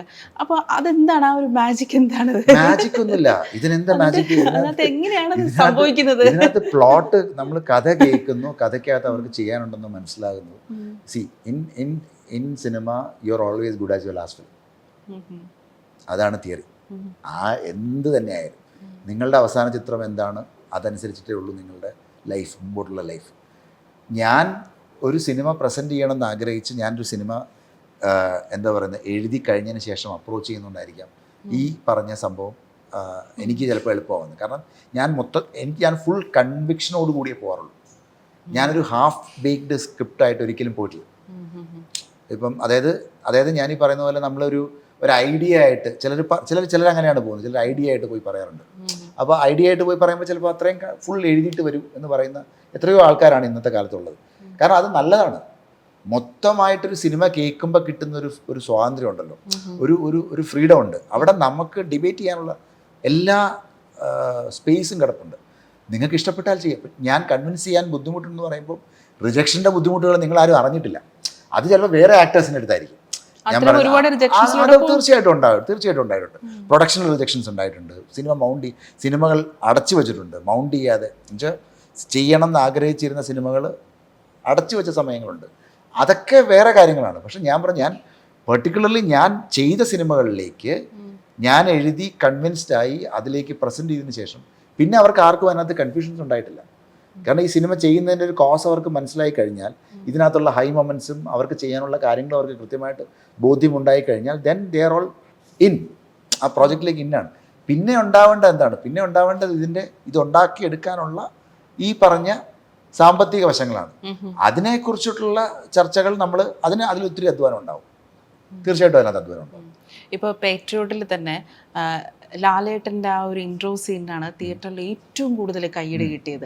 അത് വളരെ മനോഹരമായി ബ്യൂട്ടിഫുള്ളി ഷൂട്ട് ചെയ്തൊരു ഇൻട്രോ സീനായിരുന്നു. ഇപ്പം മഹേഷിന് എനിക്ക് തോന്നുന്നു ഒരു മാതൃഭൂമി ഫെസ്റ്റിവലാണെന്നോ ലിറ്ററേച്ചർ ഫെസ്റ്റിവലാണെന്നോ പറഞ്ഞിട്ടുള്ളത്. ഇപ്പോൾ എഡിറ്റ് ചെയ്യാനിരിക്കുമ്പോൾ ലാലേട്ടൻ്റെ ഒരു എഡിറ്റിംഗ് വരുമ്പോൾ ലാലേട്ടൻ്റെ ഇമോഷൻസ് അത് എവിടെ കട്ട് ചെയ്യണം എന്നുള്ളൊരു കാര്യത്തിൽ, കാരണം അതിങ്ങനെ കണ്ടുകൊണ്ടിരിക്കാൻ തോന്നുന്നു, ഇവിടെ കട്ട് ചെയ്യണം എന്നുള്ള കാര്യത്തിൽ ഒരു കൺഫ്യൂഷൻ വരും. അപ്പോൾ ഇപ്പൊ ഈ സിനിമയിൽ മഹേഷ് കോഡിറ്ററും കൂടെയാണ്. അത്തരം ഏതെങ്കിലും ഒരു മൊമെന്റ് പേട്രിയോട്ടിലെ എഡിറ്റിംഗ് ടേബിളിൽ ഇരുന്നപ്പോൾ ഒരു കൺഫ്യൂഷൻ വന്നത് എവിടെ കട്ട് ചെയ്യണം, കുറച്ചുകൂടെ പൊക്കോട്ടെ? ഒരുപാട് മൊമെന്റ്സ് ഉണ്ട്.